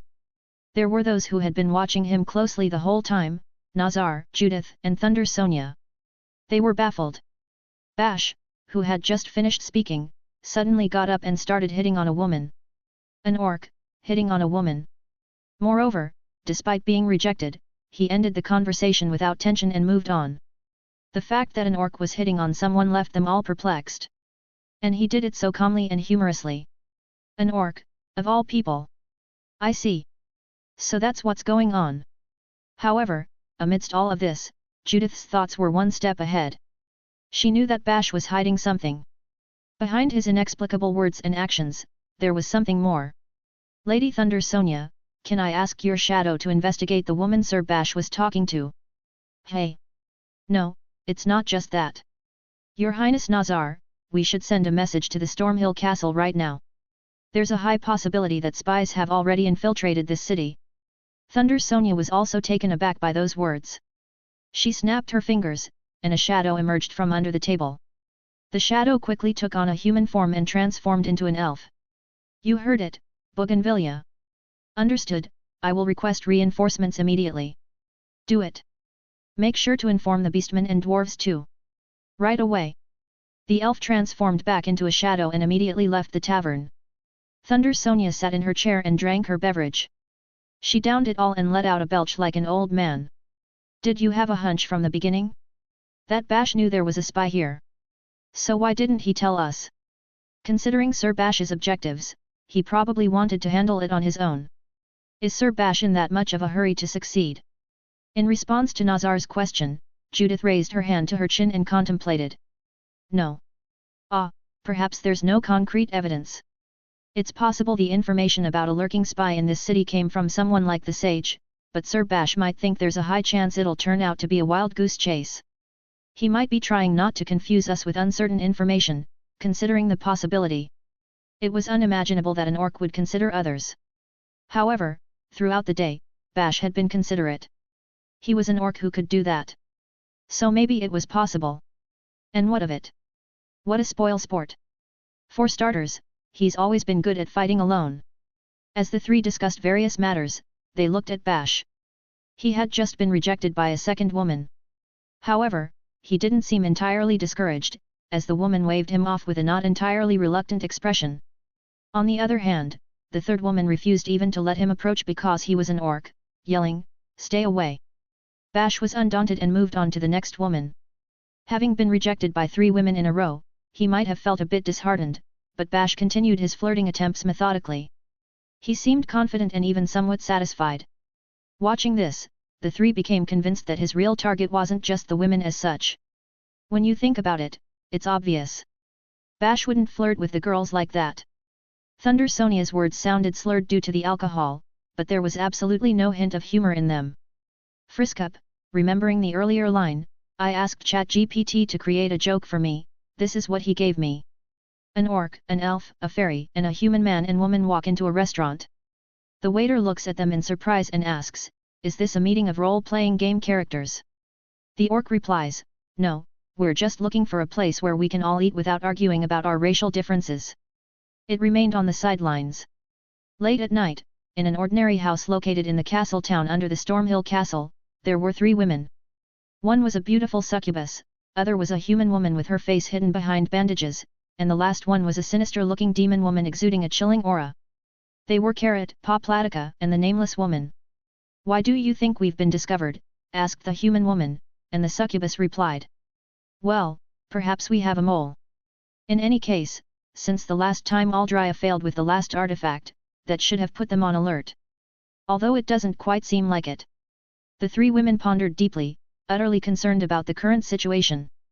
They had come to the Zeriko Peninsula with a handful of operatives for the relics. They had cautiously infiltrated the Blackhead territory, avoiding the enemy's surveillance network, and had also recruited someone they had been keeping an eye on. Their goal was the last relic, the human scriptures. Among their allies was a demon warrior named Aldrya.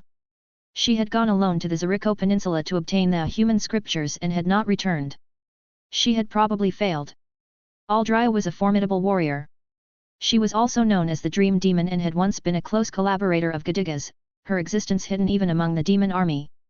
Not only her existence but also the special magic she used was shrouded in secrecy. She had the ability to enter someone's dreams and kill them, causing the person to suddenly disappear in the real world. Probably, only Gadiga's knew the exact principles upon which it was based. For Poplatica and the others, Aldrya was one of their trump cards. However, she had not succeeded in her mission. Therefore, Poplatica and her team proceeded with caution. Nevertheless, they ended up exposed. Although they expected the humans to be on high alert for their attack, foolishly, the entire Zeriko Peninsula, and even the Stormhill Castle itself, showed no signs of increased vigilance. If that was the case, even better.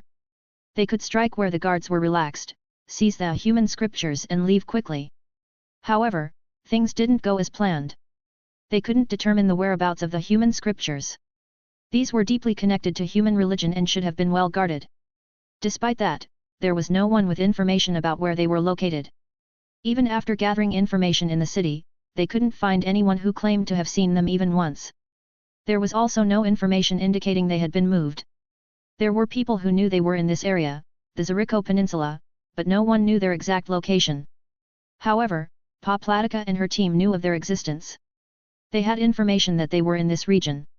So they stayed behind to gather information and find some leads. But it seemed they knew nothing. They couldn't even find a trace of Aldrya, who had disappeared suddenly. They were stranded in the Stormhill Castle town. One day, something happened. One of their operatives was captured. She was one of the women gathering information in the city, a discreet human woman, skilled at hiding. She had been a former member of the Human Intelligence Agency and had been an expert at staying hidden since the war. There shouldn't have been any reason to suspect her. However, one day, she disappeared. They considered various possibilities, such as her disappearing or dying in an accident, but they remembered a disappearance like that. She had been discovered by the enemy and kidnapped. They didn't know where she had been exposed, but it was likely that the enemy had learned of their presence on the Zeriko Peninsula. What do we do now? We're in trouble. Maybe we should retreat and regroup? It's dangerous to stay here. The unnamed woman suggested, but Poplatica was in a dilemma. Of course, given the situation, it was advisable to withdraw. Going back to their base, reorganizing their crew with members skilled in information gathering, and devising a new plan would be the right course of action. That would be the best option. They had once marked this place with a seal. If that was the case, using Poplatica's magic to return wouldn't be too difficult. There was frustration due to the lack of results. They were one step away from resurrecting Gadiga's. There was no way not to feel anxious. But Poplatica was no fool, not by a long shot. She knew when to retreat.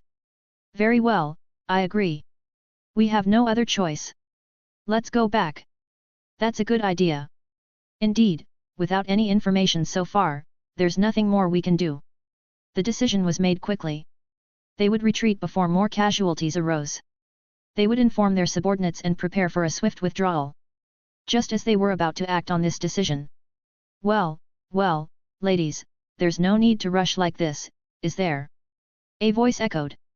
From a room where there should have been only 3 people, a 4th voice emerged. They turned to see a man standing near the entrance. An elderly human. However, he wasn't a stranger. All 3 knew who he was.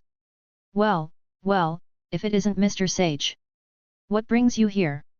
The human sage. He was once known as one of the humans' 3 crows, a renowned human hero. He used numerous magic and even controlled dragons, leading in the war. His many titles included the Sage, Druid of the Southern Forest, Master of 1,000 Magic, and Dragon Tamer. His real name was Caspar Beckenbauer. Today, it is known that he belongs to the Beckenbauer family as well as being a member of the nobility. But it wasn't always the case. Once, he was simply called Caspar, an orphan of war, smart enough to read but nothing more than one of countless foot soldiers. He went to the battlefield with his friends, survived numerous hand-to-hand combat encounters, achieved military accomplishments, learned to read, mastered magic, achieved more military accomplishments, and eventually became a noble. His remarkable feat of participating in the decisive battle of the Lemium Highlands with a dragon, causing chaos among the enemy forces and showing his prowess with overwhelming magic remains famous to this day. When the war ended, he chose to retire and began a life of seclusion in the forests of the Zeriko Peninsula. Few knew why he had chosen this reclusive life. Quite sure we didn't recruit him, right? It's impossible for this place to have been revealed, is it? Oh dear, Miss Poplatica, it seems you've forgotten how many times I tracked the traces of your shadow step and launched attacks during the war. Poplatica's shadow step was an incredibly powerful magic. It was a secret demon technique, and today there were few users of it. However, it would be wrong to say that Poplatica used it and dominated all battlefields with it. To counteract it, the human sage created a magic called Light Connection that could defeat demon secret techniques. Although it wasn't magic that just anyone could use, it greatly reduced the number of demon mages that could appear anywhere. The human sage was Poplatica's natural enemy. Hey, Mr. Sage, it's fine to suddenly appear and act so arrogantly, but it's better if you clarify whether you're an enemy or an ally. In response to the sage, Carrot's eyes shone red.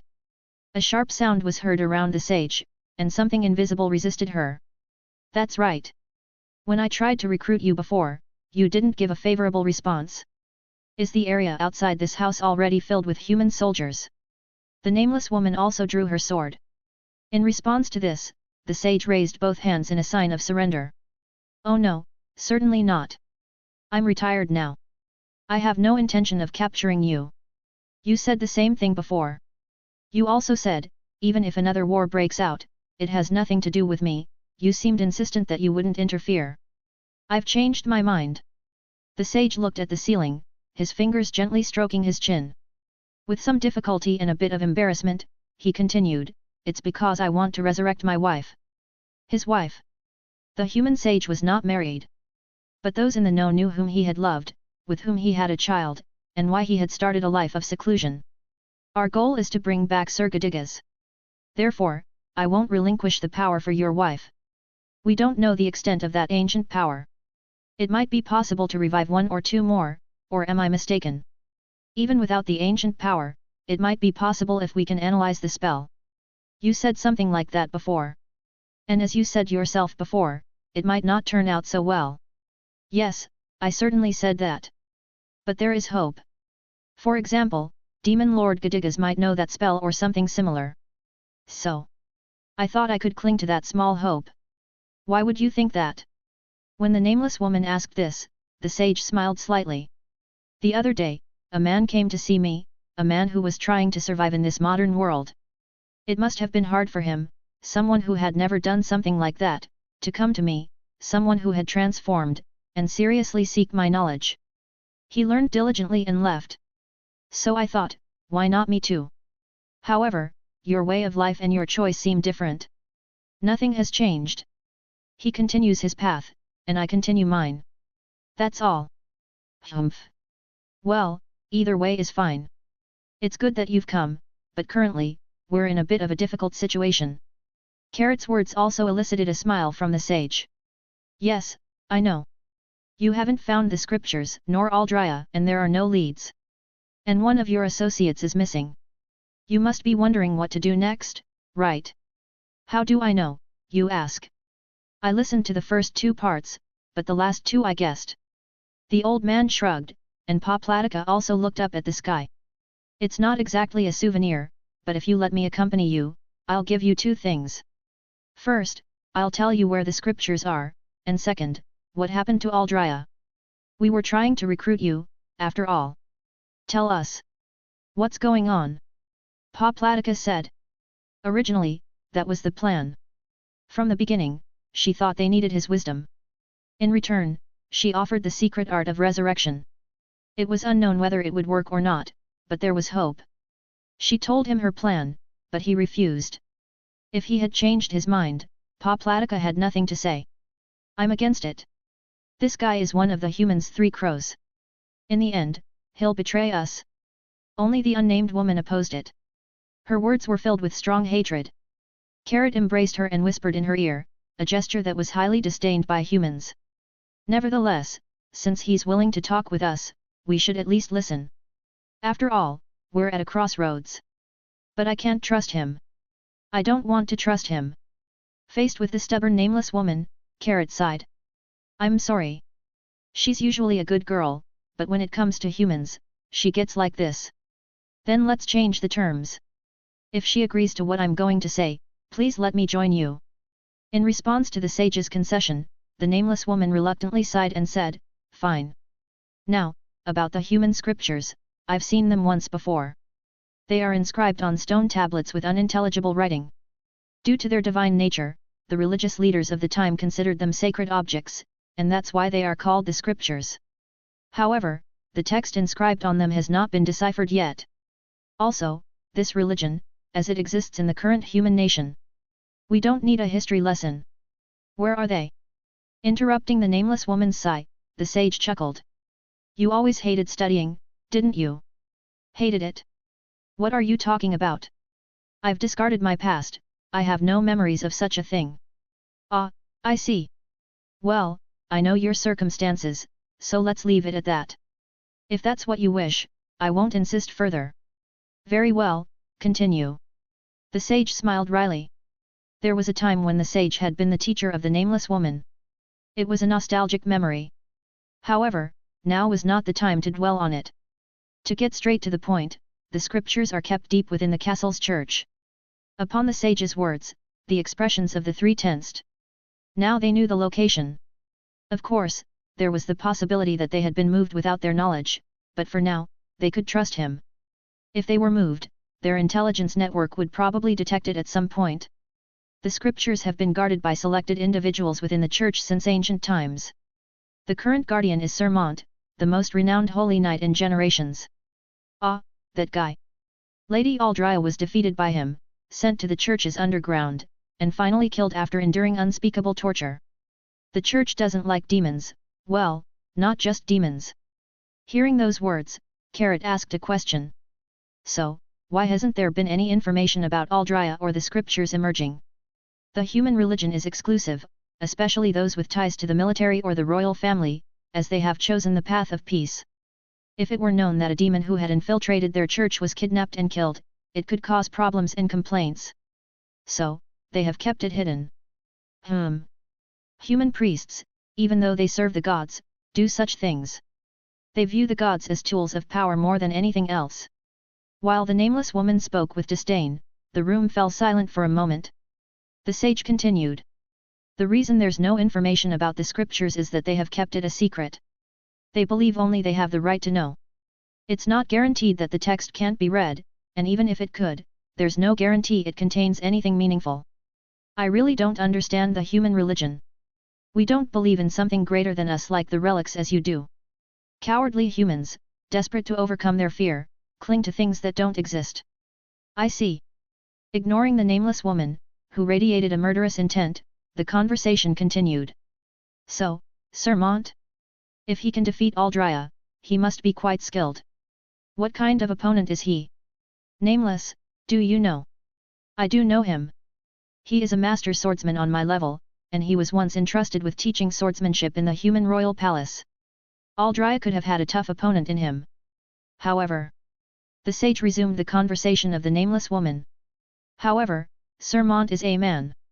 Furthermore, all his subordinates are also men, as the church strictly forbids women. That was a fatal weakness. Humans, except for a few chosen ones with special equipment or high magic resistance like the sage, had no means to counter succubi. They would have enough just with carrot. It seems like they don't think much about being attacked by succubi, hey. No, they're just being presumptuous.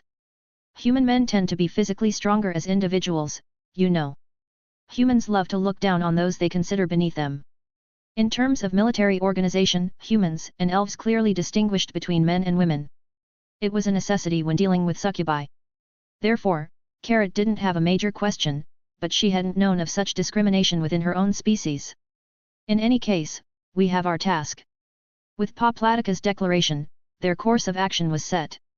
They now knew the location of their target, and there was no need for further doubt. They had come for this purpose. Oh, Sage, do you have a plan? We don't need a plan for a battle we undoubtedly can win. We'll infiltrate the castle now and take the scriptures from the church. There is information that forces are gathering in the castle. Leadership discussions are taking place. However, since the church is involved, they won't send anyone. Why are you so sure they won't? I mentioned it before, but the people in the castle and the church don't get along. If one of their own were kidnapped and revealed information, it would take a long time before that information reached others. Most people in the castle don't even know the exact location of the scriptures, and even if they did, armed individuals would need permission to enter. Conversely, even if the church were responsible for the kidnapping, they wouldn't entrust the defense to the castle's people. If they coordinated immediately, they could undoubtedly defend against us. That's the weakness of the human race. They hide information, even from their own, tell lies and manipulate people to serve their own interests. Such individuals rise to power. Besides, the person currently at the top of the humans essentially doesn't consider us important. They probably think Gadiga's resurrection is a joke and prioritize their own goals. That's why we can take the scriptures. When they're without their relic and Gadiga's resurrects, they will realize that this incident was a turning point. It may not turn out exactly as you expect. People don't always do what you want. Faced with the disdainful words of the nameless woman, the sage appeared slightly concerned. She was right. If everything went as planned, his wife wouldn't be dead. That's why the sage had come here, determined. At that time, I will do everything in my power to get you out of here. I swear, for the sake of my wife. For the sake of his wife. The nameless woman couldn't truly understand the depth of this man's pain, but those words had more credibility than any discourse about gods, honor, or pride. She sensed her resolute determination. Therefore, after letting out a deep sigh, the nameless woman finally extended her hand. Agreed. If you're so determined. Sage, welcome aboard. Let's change the world together. As you wish. And so, the contract was sealed. Frisk up, oh no, bro. The sage switched sides. As night fell inside Stormhill Castle, Thunder Sonia felt anxious. She roamed one of the rooms assigned to the elves, occasionally scratching her head. Then, a woman entered the room. It was Bougainvillea, once known as the ace of the Elven Army's assassin unit. Bougainvillea, has she revealed anything? No, either she's protected by demon magic, or she doesn't know the exact location. We've found a lead thanks to Bash.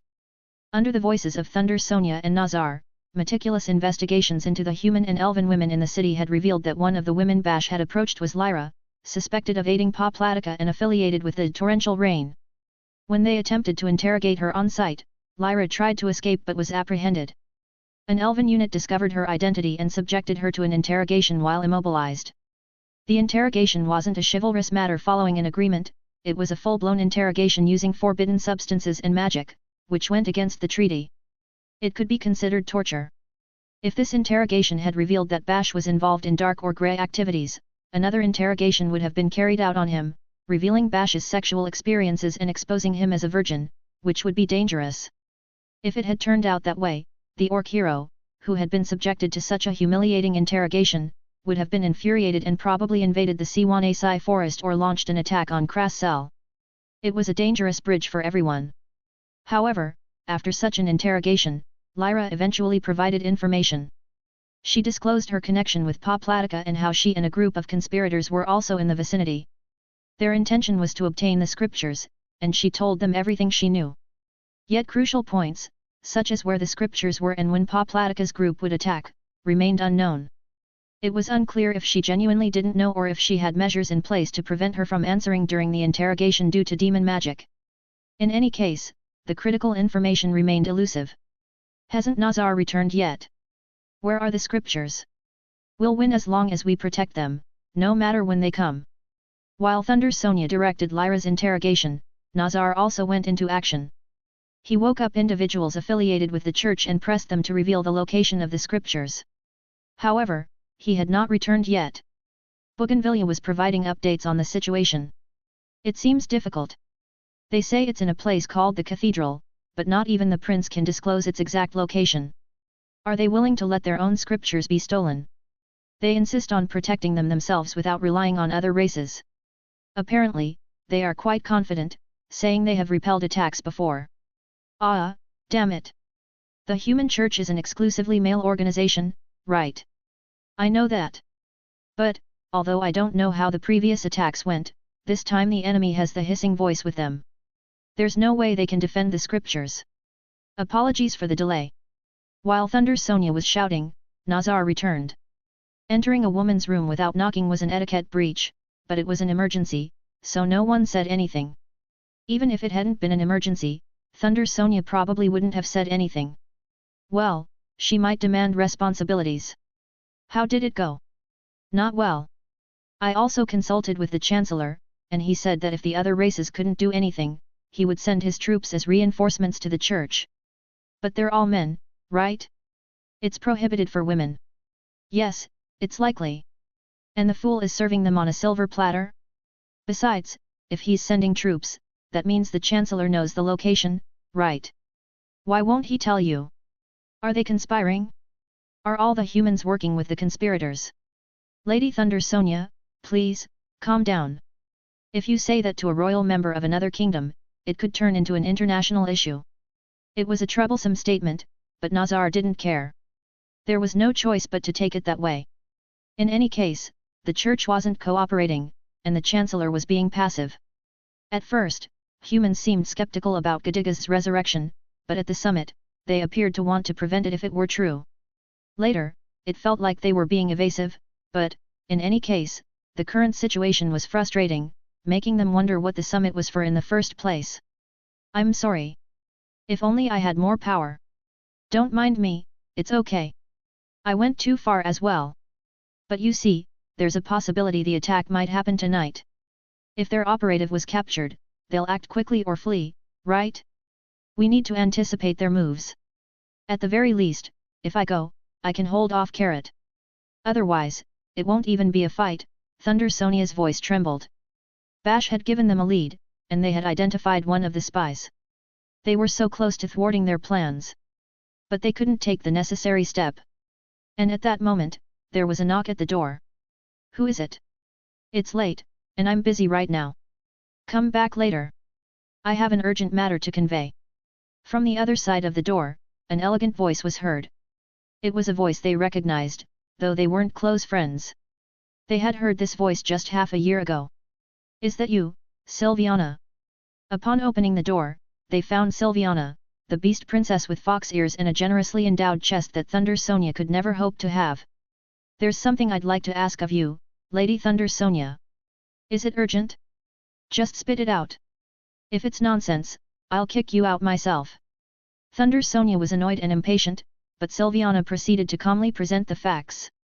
Well, for a while now, there's been a nauseating odor that prevents me from sleeping. Can't you sleep because of a smell? Get some nose plugs or something then. It's the smell of succubi and demons, as well as the scent of blood. Carrot and Poplatica. That's what you mean, right? Sylviana remained expressionless. When Thunder Sonia looked at her face, her anger began to subside. Oh, I'm sorry about that. I even mentioned nose plugs.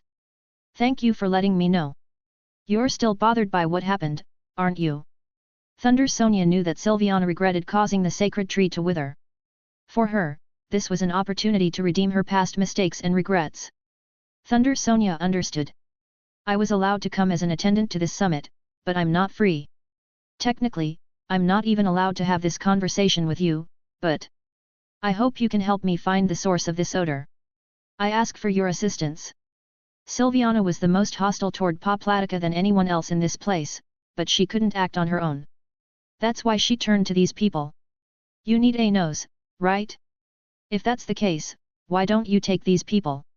Upon hearing this, Thunder Sonia noticed 3 beastmen individuals standing behind Sylviana. They all had black fur and looked much more beastly than Sylviana herself. The famous Shadow Wolves, hey! The beastmen warriors who had come this time as guards for Queen Sylviana were part of the Shadow Wolves unit. The leader of this unit, Shadow Wolf Romulus, was a renowned and experienced warrior. We've memorized the scent. We will definitely be of help. Good.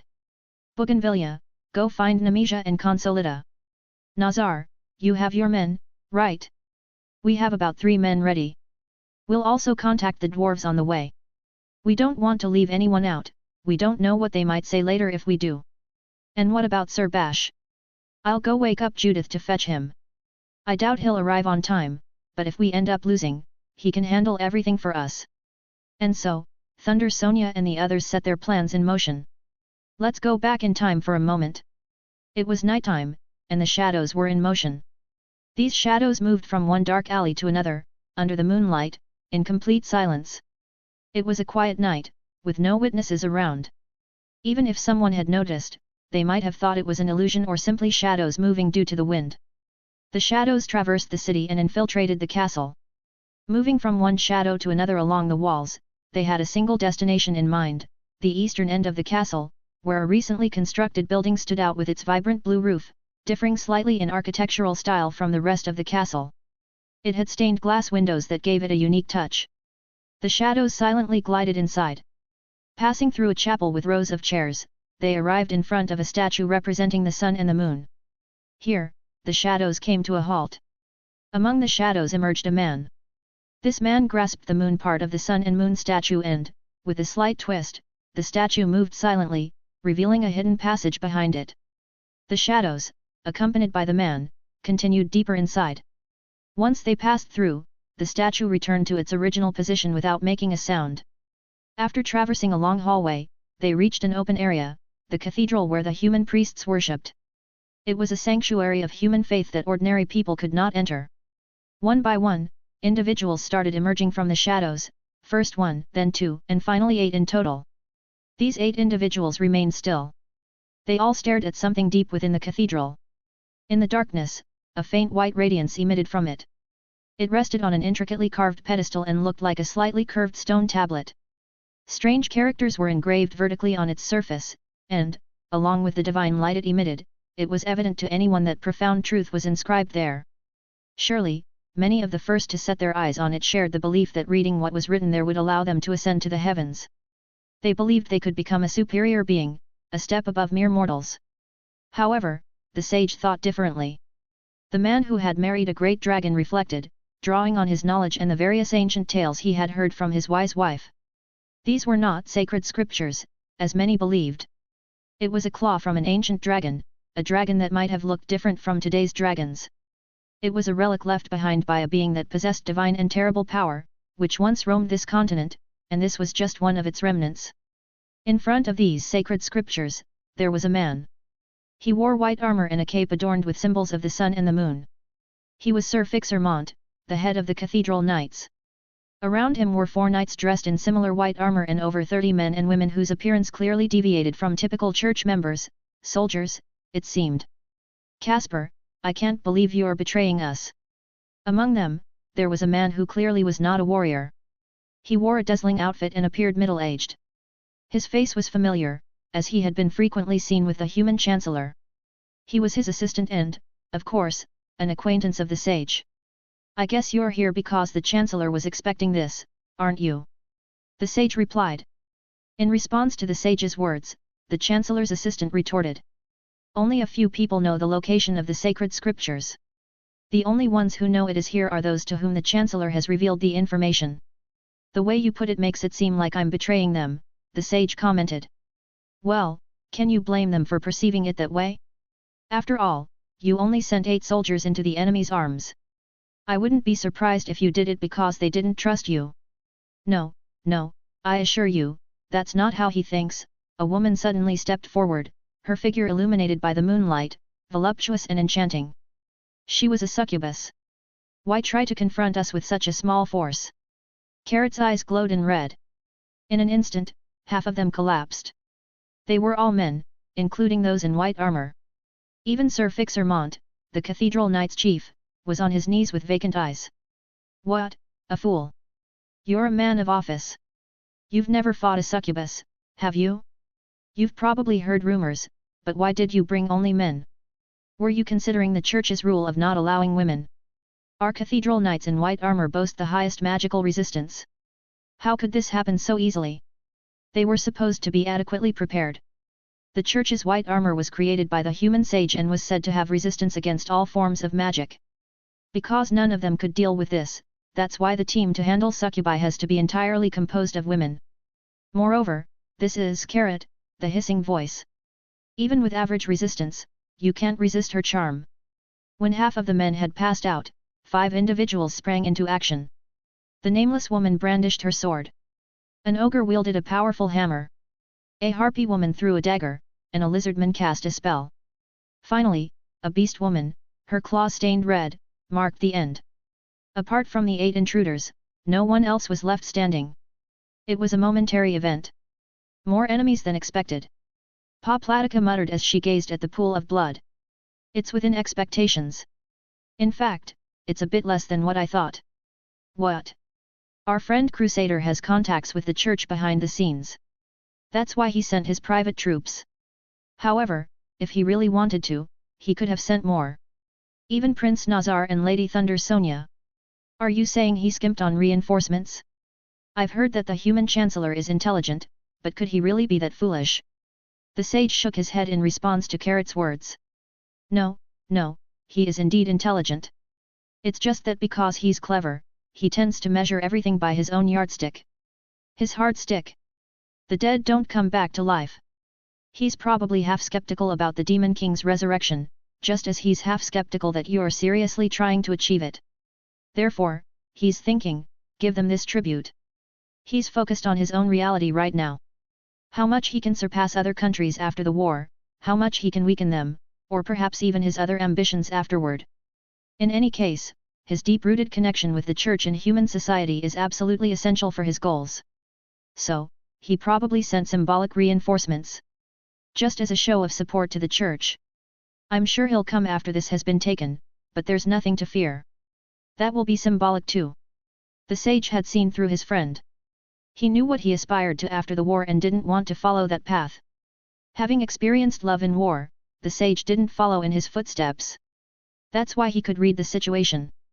He knew that a significant military force wasn't needed to take the scriptures because his friend didn't need it. And indeed, that was the case. Well then, let's go. There was only one thing. There was something the sage didn't know, there were people making moves that he couldn't read. Wait. People entered the cathedral late.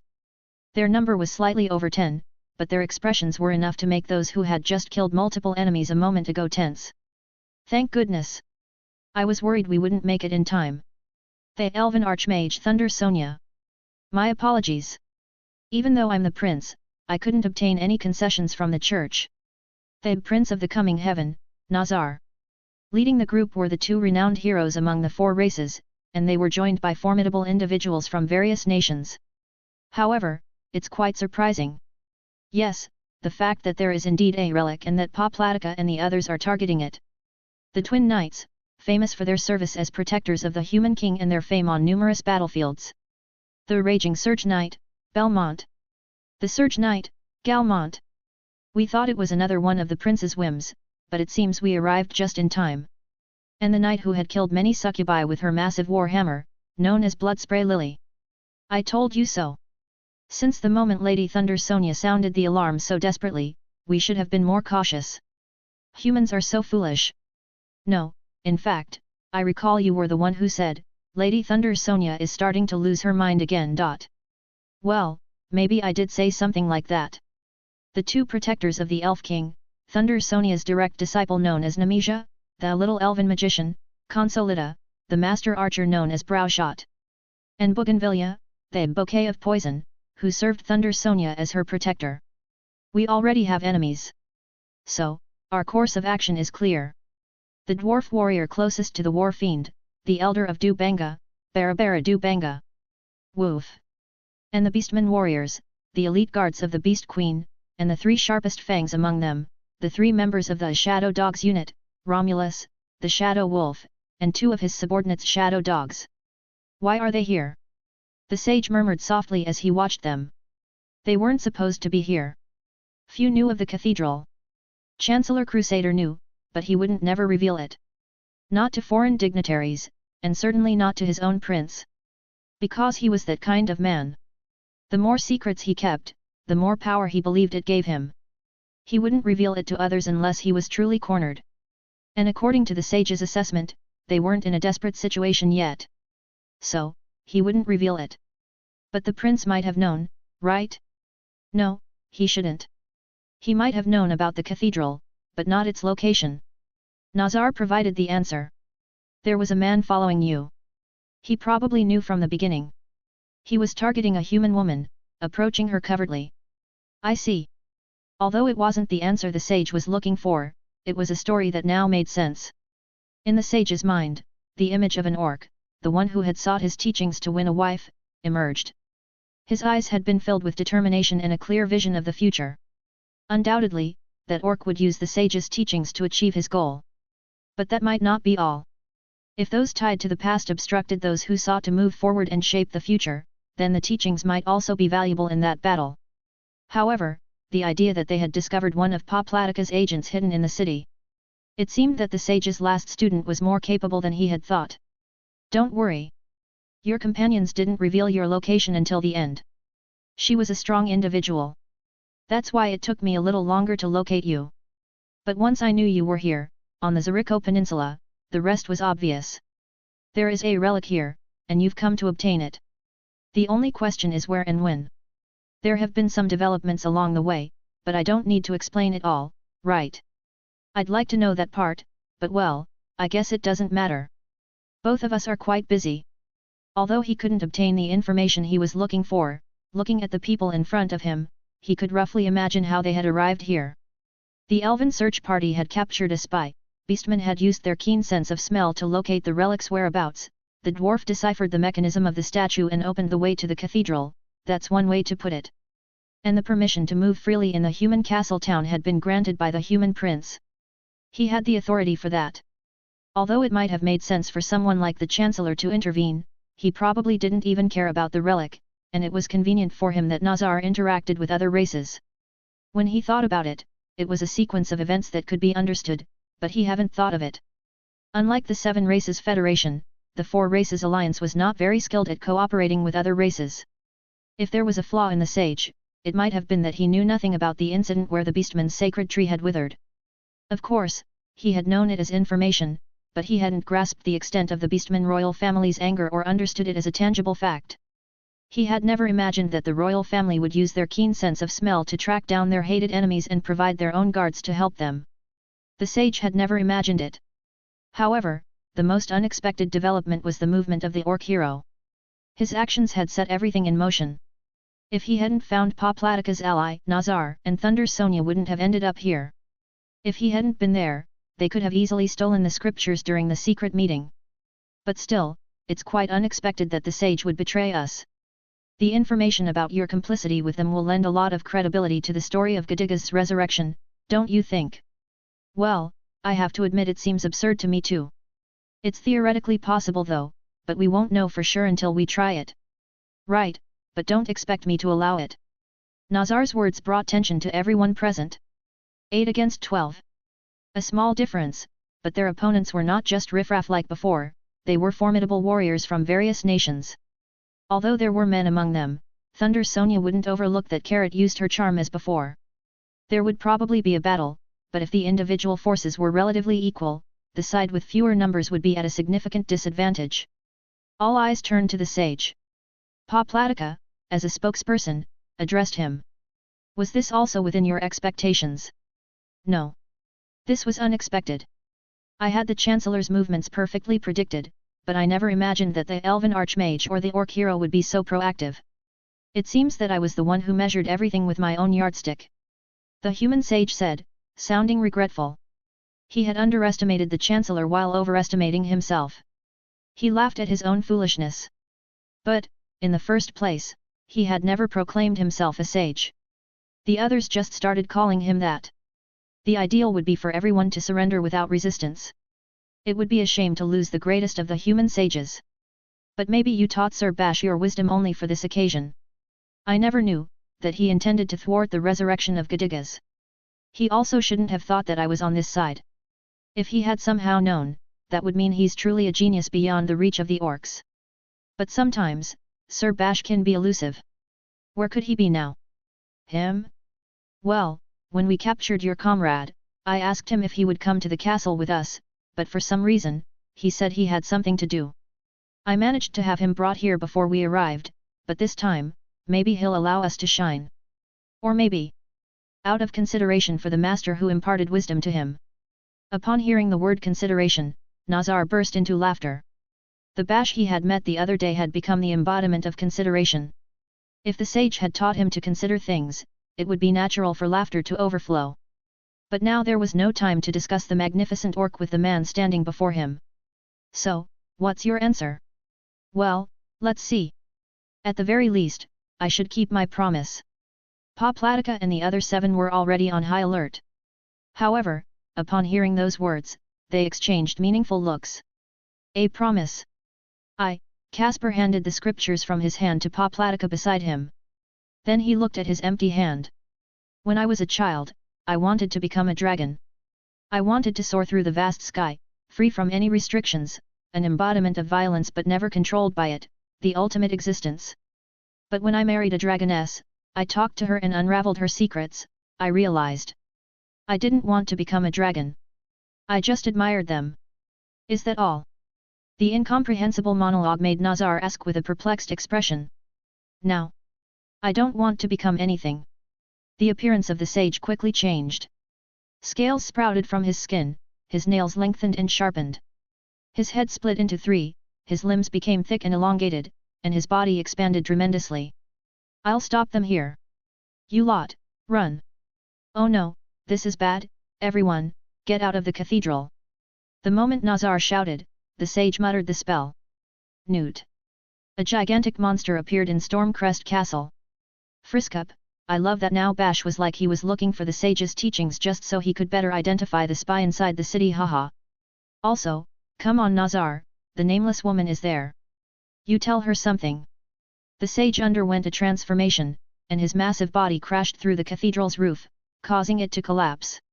At the same time, some people sprang into action. Carrot was the first to act. With her charming magical eyes, she instantly immobilized the 2 human knights. A bit slower, Bougainvillea also sprang into action, but the nameless woman was even faster. She deftly countered the elf's dagger, causing splatters of blood from Bougainvillea's body. Thunder Sonia and Nazar, on the other hand, took a bit longer to react. They were distracted by the monster, but their primary target was clear, Pa Platica. Pa Platica, an expert at escapes, had used the shadow crossing magic to evade from various locations. But her escape was thwarted. The harpy woman intercepted Nazar's sword, while the lizardman protected Pa Platica. Thunder Sonia's magic incinerated the lizardman, and Nazar's second strike massacred the harpy woman, but it was already too late. Pa Platica's magic had been completed. Quietly, 4 figures disappeared into the shadows, leaving behind only the corpses of the harpy and the lizardman. Naturally, Pa Platica still held the human scriptures in her hand. Wait! But when they shouted, the 4 figures had already vanished into the darkness. Shadow crossing was a split-second magic. If it was known to have been used, it was not impossible for an elven mage like Thunder Sonia to trace it and follow. But... Within the ruined cathedral, the monster moved. Instead of pursuing the enemy, they had to rescue the 2 stunned human knights from the collapsing debris and escape. However, everyone present was experienced warriors, and they easily managed it and returned to the surface. What is that thing? Nazar looked at the sage with a perplexed expression. In the moonlight, the sage's appearance was hard to describe. He was approximately the size of a dragon, but he looked like a faceless reptile in the head, with only rough and grotesque protrusions resembling a mace. He had wings, not as robust as a dragon's, but rather translucent, like those of a killer bee, 4 pairs of them. His front limbs had human hands with 5 fingers instead of paws, while his hind legs had horse hooves. Both his fingers and hooves shone white with claws that, for some, might have conveyed a sense of holiness, were it not for the fact that they were part of that. It was a thoroughly repulsive monster. He had never seen a creature like it. Well, perhaps if he delved into old memories, he might have the feeling of having seen a similar monster in the illustrations of the fairy tales he read as child, but no one remembered the specific details of those stories. What the heck is that thing? I don't know, but judging by those claws. Are you telling me that's what humans used to worship as a god? If that's the case, could our gods be? The human knights, elven archers, and beast warriors shuddered. The monster had claws identical to those of the human scriptures. They instinctively realized that it was a part of that creature. If that were the case, what had they been worshipping as gods? That can't be true. The sage has never seen the form of a god. There may have been creatures so repulsive in ancient times, but they don't deserve to be venerated as gods. That thing is just trying to scare us and keep us under its control. Thunder Sonia's passionate words shook everyone out of their fear-induced stupor. Anyway, we have to deal with this creature and then pursue Paplatica. We've come this far, we can't let them escape. Just then, the monster looked at Nazar and the others. No one knew where his eyes were, but they could still feel his gaze. A chill ran down their spines. The monster raised its massive hand towards them. Without doing anything, he passed through the cathedral and began to advance towards the castle. We can't allow it. The king is in the castle. North Pole should be able to escape on his own, but we can't just ignore it. In the castle, there were dignitaries from various nations, the human king, the elf king, the dwarf grand master, the beast queen, and their respective guards. All of them would soon realize the abnormal situation and attempt to escape. However, it wouldn't be a valid reason to leave the monster alone and pursue Paplatica. Damn it, even though his appearance has changed, he's still the sage. Despite his transformation, he retained the intellect of the sage. He knew how to immobilize everyone in this situation. Nazar shouted. We need to get the monster away from the castle. If the sage still has some reason left, he won't focus on it when we become his opponents. Getting him away from the castle, does it mean guiding him towards the city? What about its people? That's a good point. Nazar, the human prince, showed a frustrated expression. However, it was time to make a decision. He was the only one here with the authority to make decisions about the human city. We, the human races, in this abnormal situation, will undoubtedly survive. We have to fight. Very well, let's go. With Thunder Sonia's words, the battle began. Belmont. Galmont. Damn it. Bougainvillea, get a grip. If you hesitate here, you'll die. Remember our promise from that day? You'll find a wonderful husband and have a precious baby. Stay strong. The situation in the battle was far from favorable. Even with Thunder Sonia and Nemesia, the 2 elven mages, using their powerful lightning magic, they only managed to scorch the monster's skin. Similarly, the sword strikes from fighters like Nazar and Romulus barely caused significant damage. The strong blows from Barabara du Banga targeting the monster's joints were all successfully blocked. Yes, blocked. Despite the apparent chaotic frenzy, the monster possessed intellect and knowledge. There was a clear sense of purpose, the desire to immobilize everyone present for as long as possible, driven by the will of Sage Casper. The giant's magic emerging from its massive hands amplified human magic many times over, and his method of attacking the weakest first was a fundamental human tactical approach. Furthermore, he used his massive body to strike at their members. Although it seemed somewhat inexperienced, it didn't fight recklessly but rather mixed in changes of pace, effectively wearing down Thunder Sonia and the others. No one knew it, but everyone present could feel it. Perhaps it was the first time Sage Casper had taken this form. However, the act of transforming to fight was not new to him. Maybe Sage Casper was thinking ahead, after taking his time to immobilize everyone present, he could defeat a few and then escape. If they kept fighting, the guards assisting important figures to escape the danger zone and the soldiers defending this area would soon arrive in force. He might try to settle the battle before that or even cut through it. Their current location was just outside the city walls. Ideally, they would immobilize the monster here and defeat him. However, Sage Casper seemed to understand this as well, occasionally showing signs of wanting to head towards the castle, which was frustrating. Damn it, we can't pursue Poplatica like this. They'll end up escaping. Should we divide our forces? Don't be foolish. Do you think we have that luxury? Oh, damn, if only the escorts had arrived earlier. Thunder Sonia's complaints fell on deaf ears. The royal guards were all experienced professionals. Once they were all gathered, they would surely be able to stop this monster. After the kings have evacuated, the guards should send some people back. Until then, we must at least keep it confined to this area. But even with this many people, only a few minutes had passed since the appearance of the monster, and despite being well prepared for external attacks, Stormhill Castle had not anticipated the sudden appearance of a giant monster within its walls. The soldiers guarding the outside of the castle would take time to arrive. Furthermore, their opponent was none other than the human sage Casper. He was not just any mindless demonic beast. He was an experienced mage and one of humanity's renowned champions. Despite his shifting appearance, his cunning tactics remained intact. In contrast, Thunder Sonia and her team faced an opponent who fought in an unknown manner, and their teamwork was, at best, improvised. They already had casualties, and even the human soldiers hesitated to face the monstrous entity they had never seen before. Damn it, he's not stopping. The monster continued to move away from the castle. The further it got, the harder it was for the guards to pursue it. Their duty was to protect the castle. It was not about neglecting the people in the town below, but considering the possibility of the enormous creature reversing course, they needed to leave a significant number in the castle. Let's go after him. Thunder Sonia and her group, who weren't held back like the others, pursued the monster. However, there were still people in the path of the monster as it trampled through the city. Could they use large-scale magic? Would their actions create a rift between humans and elves? These doubts briefly crossed Thunder Sonia's mind. Thunder Sonia was considered the mother of all elves. Even if she had to face humans, she couldn't unleash magic against her allies. Thunder Strike. Maybe Sage Casper had those thoughts, but Thunder Sonia didn't hesitate. An elven archmage didn't waver in the face of an enemy. Thunder Sonia's lightning bolt shone. It scorched the monster's surface, and what strayed from the beam hit a residential building, partially destroying it. Lady Sonia, if you use magic in the middle of the city, people might, those humans. Silence. We'll think about that later. However, Thunder Sonia's disciple and one of the renowned elven mages, the little elven mage Nemesia, was hesitant. It was natural.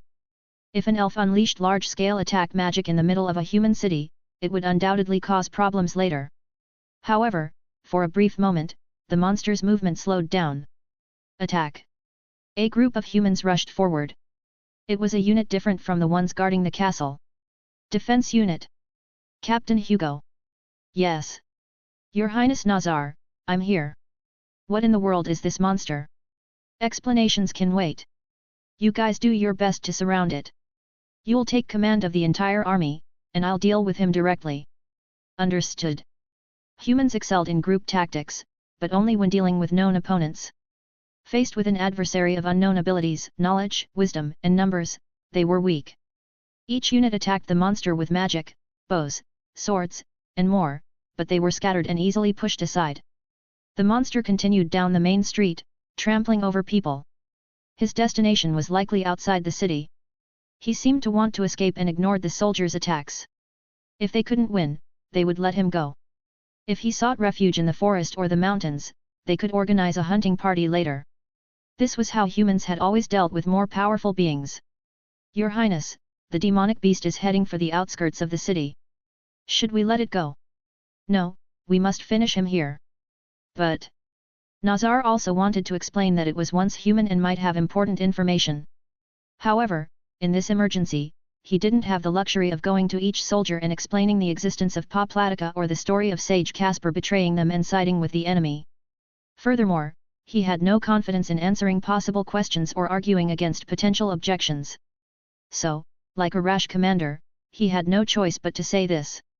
Keep up the attack. Stop his movement. If there had been an experienced commander here, someone like Houston, who had gained fame in the Orcs' wars, things might have been different. He could have boosted the soldiers' morale with well-crafted lies or devised an effective plan and put it into action. However, Nazar had little experience as a commander. Ugh!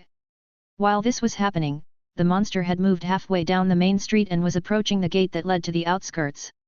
The people in this area had gathered around the gate. The gate had become a bottleneck, and they couldn't pass. There were no more options. That crowd of people would be trampled, and Caspar would escape. Just as Nazar was about to be overwhelmed by his own helplessness, it happened. Grey-a-o-o-ov. A war cry rang out. On that day, Bash was once again trying to pick up women. His attempts were going quite well. Thanks to the wisdom of the sage, the human women seemed quite willing to open up to Bash, laughing and engaging in pleasant conversations with him. The atmosphere was becoming quite pleasant. Why did the smiles of human women excite Bash so much? He longed to take these women home and become a respectable orc, worthy of pride. I'm sorry, but becoming the wife of an orc is too much for me. I think you're a good guy, but my parents and the rest of the humans don't like orcs. I see. However, in the end, it didn't work out. Even when he asked them to become his wife, no one gave a favorable response. Do human women hate the idea of becoming an orc's wife? It's not that. Interracial marriages are quite popular now, and if it's a gallant orc like you, some people will be okay with it. But... This is the Zeriko Peninsula. It's a land where orcs committed massacres and atrocities, so most people here have negative feelings toward them. Although I personally wouldn't mind, you also have to consider social pressure. Marrying an orc can make your family look down upon, and your own family might turn against you. I see, Bash nodded firmly to her words. In the past few days, he had felt a level of progress in his dating attempts like never before. Following Druider's teachings and many discussions with Zell, his flirting attempts were undoubtedly getting closer to success. However, he couldn't seal the deal. If the reason was local circumstances, then it was a valid reason. However, this place was part of human territory, but it was still an enclave.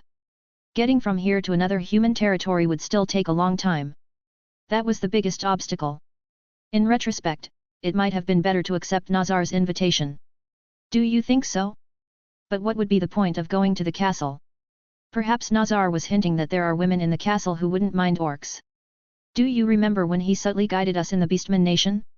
He dropped hints back then too. That's true, he's quite a subtle guy. Not that he was being overly subtle. However, when Bash looked at Nazar's actions in this light, the invitation to the castle seemed more significant. He had invited Bash to the castle at night, suggesting they might find women who didn't mind orcs there. But at that time, Bash was in the pursuit of another woman and feeling significant progress. So he responded to Nazar with a "I still have things to do" and stayed here. However, when Bash thought about Nazar's actions in the Beastman Nation, maybe it would have been better to go with him. Still, even if he said there are women in the castle who wouldn't mind, what kind of women were there? It seems like, in general, the people of this city don't like orcs, but there might be more humans in the castle who don't dislike them as much. Oh, right, when it comes to castles, you often think of soldiers who are sent from far away to protect it. And it's not uncommon that they're not from around here.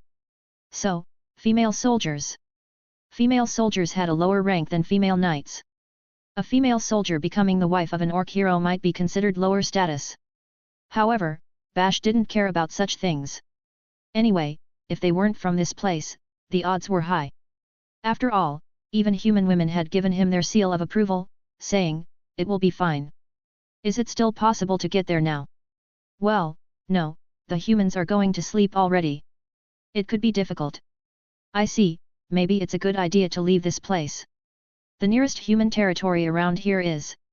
Zell started thinking about the next destination as she looked at her mental map. However, moving from here would take quite some time. This area was adjacent to the Dwarven Kingdom and the Beastman Kingdom. The territories of humans and elves were far away. It doesn't matter if they are dwarves or beastmen. Druider's teachings weren't necessarily limited to humans. Right, it's true. They aren't restricted to any particular race. It really is wisdom that could be called universal. So, should we consider going to a nearby country? As far as Bash was concerned, humans or elves would be preferable. That's why he had given up on the demons and come back here. However, he didn't dislike beastmen women, and dwarves like Primera he had met in the Dubanga's pit, were also fine. Well, we have plenty of time, so let's take it easy. Zell didn't know it, but Bash was starting to feel a real sense of urgency. He had reached a point where he felt like he was running out of time.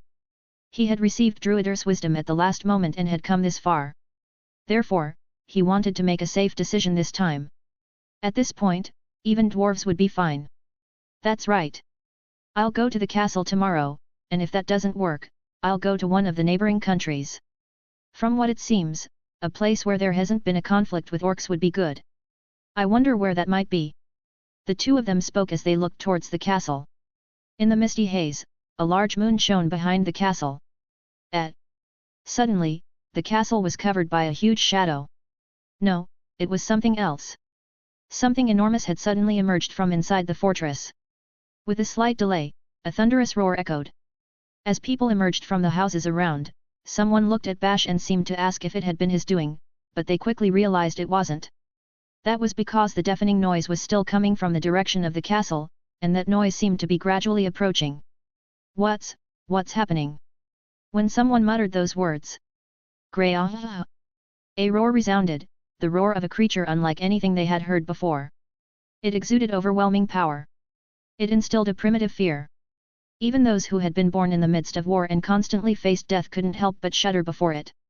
Perhaps it was even more terrifying than a dragon. What is that thing? Ah! The city walls crumbled. Amid the dust and dirt, that something rose slowly, illuminated by the moonlight. It was enormous. It was as gigantic as a dragon, or perhaps even more so. From a distance, it might look like a dragon. However, it was definitely not a normal living being. Ah! Everyone present panicked. They felt that something they considered sacred had been horribly profaned. They had seen something they should never have seen and learned something they should never have known. Overwhelmed by such feelings, their minds filled with inexpressible frustration and anxiety. What is that? What is that? Run! Hurry, just hurry, and run!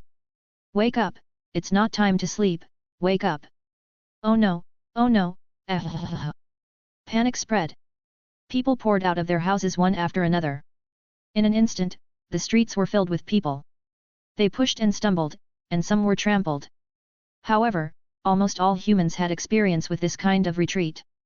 Despite the chaos, they helped those who had fallen, offered their shoulders to those who couldn't walk, and tried to escape the city together.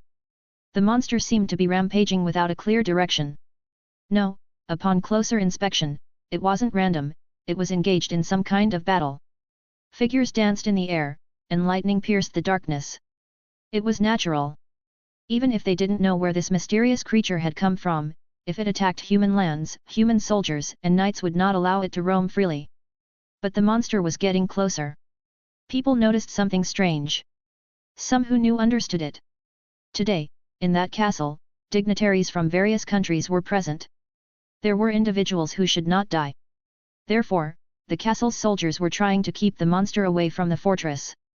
Thus, civilians had to evacuate to avoid becoming unnecessary victims. Some were not aware of it, but none questioned it. Humans were a species that excelled in strength through unity. After thousands of years of continuous war, everyone had this principle etched into their souls. When the time came to flee, no one hesitated. Especially those who had never been known as warriors during the war understood their own powerlessness when they were without weapons or outside the chain of command. From Bash's perspective, it was a bit chaotic, but it wasn't a disorganized retreat, it was a well-executed withdrawal. When it came to collective action, there was no one better than the human race. As expected of humans. Their retreat is swift, Bash murmured despite the crowd's pushing. However, he still saw that they wouldn't make it in time. The monster was faster than the human evacuation. What are you going to do, mister? Are you going to fight that thing? There was no reason to fight. Bash had no obligation to step up and fight for the humans. He had no reason to protect them. He wasn't foolish enough to think that helping a woman could make her fall in love with him. However, Bash was an orc, the orc hero. Orcs don't run from enemies. That's right. Amidst the crowd, Bash continued to stand firm. The monster approached. Bash raised his sword. Grey-ah-oh-oh-oh. His war cry echoed. The battle between the orc hero and the monster had begun. Chapter 78. The hero versus the monster. Grey. The war cry echoed. Familiar to humans, yet feared by the people, it was an orc war cry. The invasion had begun. The pillaging had begun. The raping had begun. That's what that cry meant. But the cry came from behind the people, behind the fleeing crowd, right at the gate where they had lost their escape route. It passed to stand between the people and the chilling monster. As if protecting the people. When they looked back, there stood the back of a lone orc. Gruoa. Unmoved by the monstrous voice that deafened ears and sent chills, the orc charged forward. Everyone thought it was impossible for him to win. The monster's enormous arm rose and lunged recklessly toward the orc. Everyone thought he was crushed. However, the very next moment, the monster's enormous arm rose once again. No, it wasn't that. On closer inspection, one of the monster's fingers was missing. Blood gushed out. It had been cut off. The impact had thrown it upwards. What in the world was happening? No, could such a thing be possible? No, it couldn't be that. It was the orc. That orc, with the giant sword in his hand, had cut the monster's finger. Witnessing this scene, people's mouths were left gaping. Indeed, even the monster seemed stunned. His severed finger, his forced-up arm seemed to say that it was unbelievable. There was a moment of stillness. Bash also remained motionless, prepared for something, unmoving. The silence was broken by the voice of a single man. That was Sir Bash's doing. Everyone, prepare. A clear voice echoed. On the rooftop, there was a blonde-haired man, a figure every human had seen from a distance at least once. It was that prominent figure who stepped forward, inspired the people, and brought hope. Everyone, we will definitely defeat that monster. For now, think of nothing else, line up your steps and retreat. Human Prince Nazar. The people's reactions to hearing his voice were dramatic. In an instant, they weakly smiled, immediately tightened their lips, and turned towards the gate. They were no longer a disorderly mob. Under their leader's command, they had become a trained mechanical force, accustomed to retreats since childhood, performed numerous times on the battlefield. Highness Nazar. We are the former Harmonic Assault Unit. Whose orders should we follow? Put yourselves under Hugo's command. Renowned warriors who were supposed to have left the battlefield ran towards the front. Among the crowd, there were several champions who had gained fame on the battlefield despite retiring from military service. Residents from areas less affected by chaos took up their swords and joined in supporting the retreat. We, the White Panther Corps, will also assist. Thank you. But that wasn't all. A group of beastmen also joined the front. They were probably faster than the dwarves and elves, probably because Sylviana had already taken the lead in action. Those stationed in the area had also hurried to join the battle. Hey, Nazar! Lady Thunder Sonia! Human forces are coming out of the castle. There are also beastmen, and Nemesia just went to gather elves and dwarves separately. Also, Bash is here. Really? You leave this place to me. Go after Poplatica. Upon hearing those words, Nazar hesitated for a moment. The terrified people fleeing, the former champions leaping onto the monster one after another, and Bash was also here. The monster was restrained by Bash's fierce attacks, allowing the humans following behind to shoot arrows, throw spears, and cast magic at will. Thanks to Bash's appearance, the situation had rapidly changed in their favor. However, could he, the leader, leave this place now? The command structure was re-established, and as the townsfolk wielded their swords, the humans formed a formidable army. The race that had fought a long war, emerged victorious, and aspired to be the continent's ruler was back. In the midst of the crowd, there wasn't much that an individual could do. So it would be more efficient to pursue Poplatica and retrieve the human scriptures, even if the probability of success was low. Still, Nazar was of royal blood. He had the duty to remain on the battlefield. If I leave here, who will extract information from Casper? You stupid! Bash has appeared. We'll win when Casper dies. But there was some agreement with those words. Bash probably wouldn't know the true identity of that monster. When the time came to defeat it, the opponent would likely die. Everyone here knew that Bash wasn't a warrior who left openings. Yet, even so. Even if I chased them now, I wouldn't reach in time. That's right. But that swordswoman from earlier, the one with bandages on her face, she's human. Yes, you were curious too, right? We should check it out. Even if we can't catch her, we should pursue her. Don't you think? Those words made Nazar uncertain. Certainly, it was true. He had only seen her for a moment, but that swordswoman was definitely. It's just. If Nazar's assumption was correct, it was someone he needed to pursue. Everyone, listen to me. Nazar decided. He had to make sure. Even if it meant abandoning his duty as a human prince.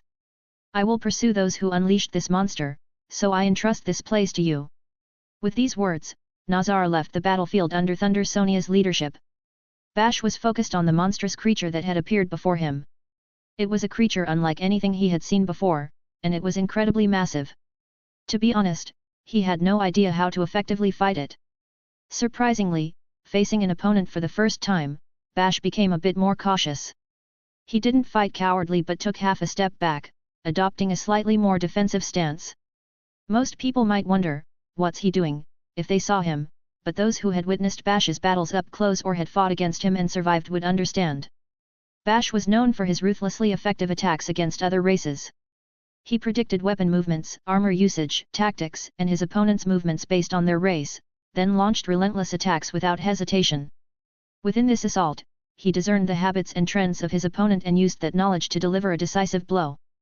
Bash himself didn't consciously think about this process, but his numerous battles against formidable opponents had shaped him into this combat style. Therefore, facing a colossal monster he had never seen before, Bash was somewhat indecisive. To onlookers, it might seem like he was keeping the monster at bay with his relentless attack, but suddenly, the monster's arm moved unnaturally. Bash reacted but couldn't see the monster's next move. A massive hand emerged from the side and hurled Bash through the air. He was thrown like a ping-pong ball and crashed into a building. Mr. Zell ran to him in a panic, but it was impossible for Bash to die from something like this. At the moment of impact, he redirected the force, propelling himself backward. He could call it a simple trick, but for a member of the orc race, especially someone as robust as Bash, it was more than sufficient. Ugh! He pushed aside the debris and got up, emerging from the ruined building. He realized there was no pursuit and took a moment to catch his breath. This is the first time I've seen a demonic beast like this, and you're giving it your all, mister. It's incredible. Yeah, tell me about it. I have no idea how to attack. Oh no, if even you don't know what to do, that means we're lost. Bash nodded, observing the demonic beast as it continued to fight against the human forces. The human tactics were meticulous. They divided into right and left wings. If the enemy attacked the right wing, they would retreat and defend while the left wing went on the offensive. Once the enemy's attention was drawn to the left wing's attack, the roles would reverse. However, it didn't seem to be working very well. The right wing had entered the position where Bash had been before, halting the monster's advance. The monster continually targeted only the right wing. Although the left wing attacked desperately, it didn't seem to inflict much damage, and the monster showed no signs of turning around. The Beastman squad acted like guerrillas, launching sporadic attacks, but it didn't seem to be very effective. It was hard to say they were coordinating well with the humans. The monster was cunning despite its appearance. It had reasoning. Typical tactics used against ordinary demonic beasts wouldn't work. Sir Bash, are you all right? A woman knight ran toward Bash. Well, to call her a knight, her gear seemed a bit lacking. Her helmet looked like she just picked it up from some place, accompanied a breastplate she wore that seemed more like a last-minute decision. Neither seemed fitting for a knight, more like something an infantry soldier would wear. Bash knew she was a knight. Is that you, Judith? Well, this shouldn't be a problem. Really? Great. I'm a messenger. Commander Hugo sent a message that if you are willing to fight alongside us, you can join under his command. Ha ha. Zell exploded in anger. There's no way Mr. falls under a human's command. He's the orc hero. The Dragon Slayer hero. With someone like him, he doesn't need to borrow human power to defeat a monster like that. Besides, even if he joined under human command, he wouldn't be able to use his full strength. Do you really think Mr. can execute the intricate human strategies? It might have sounded harsh, but Bash agreed. Human strategies were intricate and delicate, not something that could be handled roughly and directly as the orcs would. Bash, who had experience fighting humans, understood it better than anyone else. For someone who claims he can defeat it by yourself, it seems like you're struggling with the attack. At that moment, another voice interjected. Who are you? Looking closer, there was a gigantic woman. She stood over 2 meters tall, had muscles covering her entire body, and wore sturdy steel armor. She carried a massive war hammer in her hand and approached confidently. She was a knight with a physique that defied the image of a human woman. Bloodspray Lily, hey! It's been a while since I heard that name. Since the peace negotiations, right? What a mess. To think they'd call me on a day a monster like this appears. Does this thing appear often? Ha ha ha. I'm not from around here, so I wouldn't know. But, well, I guess it doesn't appear often. Bloodspray Lily was a renowned knight among the orcs. Once, when the orcs were about to engage in peace negotiations, there was strong opposition from orc warriors. However, on that occasion, the female knight challenged to a duel one of the battalion leaders who had expressed the strongest opposition and defeated him. That was her moment of recognition. She proudly declared that women were not livestock but people like them. That's Bloodspray Lily. We're grateful that you're protecting the humans. I'm not protecting the humans. I'm just fighting because a demonic beast is approaching. And if a beautiful woman comes onto the battlefield, the orcs tend to kidnap and eat her. So, I also came. To make sure they don't devour that young lady over there, Lily said as she looked at Judith. Miss Lily, Sir Bash is not such a rude orc.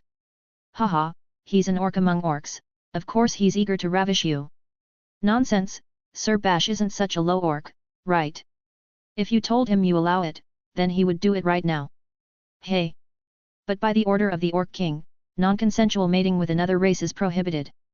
Oh, right, yeah. Yes, that's right. See? Sir Bash is an honorable man. It's a rarity among orcs to be able to follow the rules. Lily scoffed at her words. I get it. This guy is one of the orcs who thinks ahead, especially among them. Do you know the story of how I defeated the orcs during the peace negotiations? At that time, with this guy here, it wouldn't have been surprising if he had faced me. Don't you think? There was no way to avoid it. In a situation like that, where the strongest orc should step up, he didn't show up until the end. Maybe because he wasn't against the peace negotiations, but he stayed silent when the orcs were defeated by a human woman in public. But thanks to that, the negotiations proceeded smoothly. The reason Bash didn't fight Lily at that moment was simply due to the atmosphere. Lily was a human and, in terms of appearances, didn't quite fit Bash's preferences. However, there were orcs who did prefer women like her. The battalion leader who was defeated had long had his eye on Lily and had been boasting about how he would make that muscular woman his. Other orcs, in a sense of if you're so interested, go ahead, deferred to him, not expecting him to lose. That's how it happened. It was not a result of desiring peace in any way. By the way, orcs readily accept the outcome of duels. Lily had cleanly fought the battalion leader and emerged victorious. It was natural for the winner to obtain what they desired. Others should not interfere in such matters. That's why I respect you for it, Lily said, then knelt, bowing her head. Orc hero Bash, we can't defeat that monster with our own forces. Please, join us and let us make use of your power. Well, as Zell mentioned earlier, I don't understand the strategies that come to human minds. When Bash said that, Lily smiled. Don't worry about that. Our Judith here understands them and will give you orders. I'll give orders. Of course. Who else do we have? But I don't have much experience in actual combat. In Judith's mind, she remembered the moment when she had gone with Bash to confront a band of thieves. Through that battle, she had realized how inexperienced and lacking in strength she was. It had been a year since then. She had fought against bandits and stray orcs, but she wasn't sure if she had gained enough confidence. Don't worry. Everyone is like that at first. And now isn't the time to say such things, is it? Yes, if there's no one more suitable, then it's up to you. I can heal minor wounds, so don't worry about that. Lily's words resonated with Bash, and Zell also added some encouraging words. Of course, Judith didn't hesitate out of fear of getting hurt. All right, I understand. The unworthy Judith, will become Sir Bash's assistant and help in battle. Alright then, I'm heading back to the main camp to report that the orc hero has joined our ranks. A messenger will come later, so keep your eyes open until then. Give it your best out there, and don't die. To whom are you saying that? Yes, that's right, said Lily, laughing, and then returned to the left flank. Well then, shall we? Good luck, mister. Ah, gee, good luck. Judith said to Bash as she turned around. Judith, despite her somewhat peculiar appearance, was a beautiful knight. It was a strange sensation, but not a bad one. With that in mind, Bash headed towards the monstrous creature attacking the human right flank. The battle had begun. Friskup, following my one chapter per week system, the next chapter will be released on Monday 20th. The magic newt transforms the user into the desired form. Originally, it didn't make much sense for stronger creatures, like dragons, to use it. However, when humans used it, they could transform into a formidable being capable of laying waste to anything in its path. Casper had transformed into a fantasy creature, resembling a dragon from afar but a completely unknown monster. Undoubtedly, this form was not that of the original creature from which the human scriptures originated. It was a fictional being depicted in a book that Casper had read in the Royal Library. How and why it was illustrated remained a mystery. Perhaps it was the work of a dreamer of the time, the son of a noble with artistic talents, or maybe an abstraction of past disasters. In any case, the image had left a strong impression on Casper. He chose this form because when he saw that creature, he felt intense fear. However, the newt magic had several weaknesses. One of them was that the magic could influence the mental state of the transformed creature. Currently, Casper was consumed by an inexplicable impulse for destruction. Experiencing such a strong desire for destruction was unexpected. He didn't feel this way when he had transformed into a dragon. Casper made an effort to calm his mind and assess the situation. He was in a human city, a place for which his companions had fought and risked their lives against the orcs. He couldn't allow his destructive impulse to overwhelm him. On the other hand, Casper's role was that of a distraction. He had to help Pa Platica and his companions escape. That was the purpose of his transformation. So, Casper targeted the soldiers surrounding him. Thanks to this form, the attacks from humans barely affected him. Thunder Sonia and the others, who had been a nuisance, had disappeared without a trace. Bash, who had cut off one of his fingers and then the sage made him crash into debris in retaliation, had fallen silent. Casper couldn't believe that the hero who had defeated a dragon would die from such a wound. That man, the Dragon Slayer, was not a creature weak enough to be defeated by something like that. Surely, he would rise again soon. In any case, while he had the advantage, Casper decided to break through the human army's right flank. If he could defeat them now, he could escape in the opposite direction that Pa Platica and the others had taken. From there, he could head towards the sea, use Newt to transform into another creature, and escape through the air. While thinking of this plan, he attacked the human army. However, what a source of pride it was!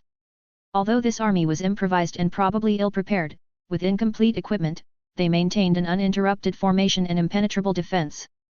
They pushed when they needed to push and retreated when they needed to retreat. The beautiful coordination of humans was evident. How had creatures clearly weaker and not inherently strong managed to become the victors of the war? How had they continued to fight for thousands of years? The answer lay in their way of war. It was the personification of humanity. 3 years had passed since the end of the war, and memories were fading, but their bodies still moved with precision. It was a fighting style engraved in their souls. Unfortunately, it was just a way for humans to fight among other humanoid races.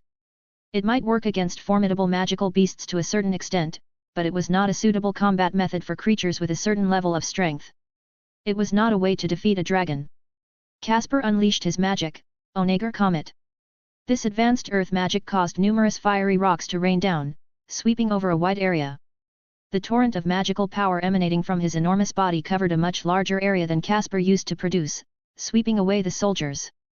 As other soldiers tried to fill the gaps, Casper's front paws crushed them. There was no way to stop him. Although a furious onslaught of magic came from the left flank, most of it was deflected by his skin, and what reached his flesh barely caused any damage. Casper lamented having to defeat the human army in this way, the same army he had once been proud of. With these thoughts in his mind, he continued to advance.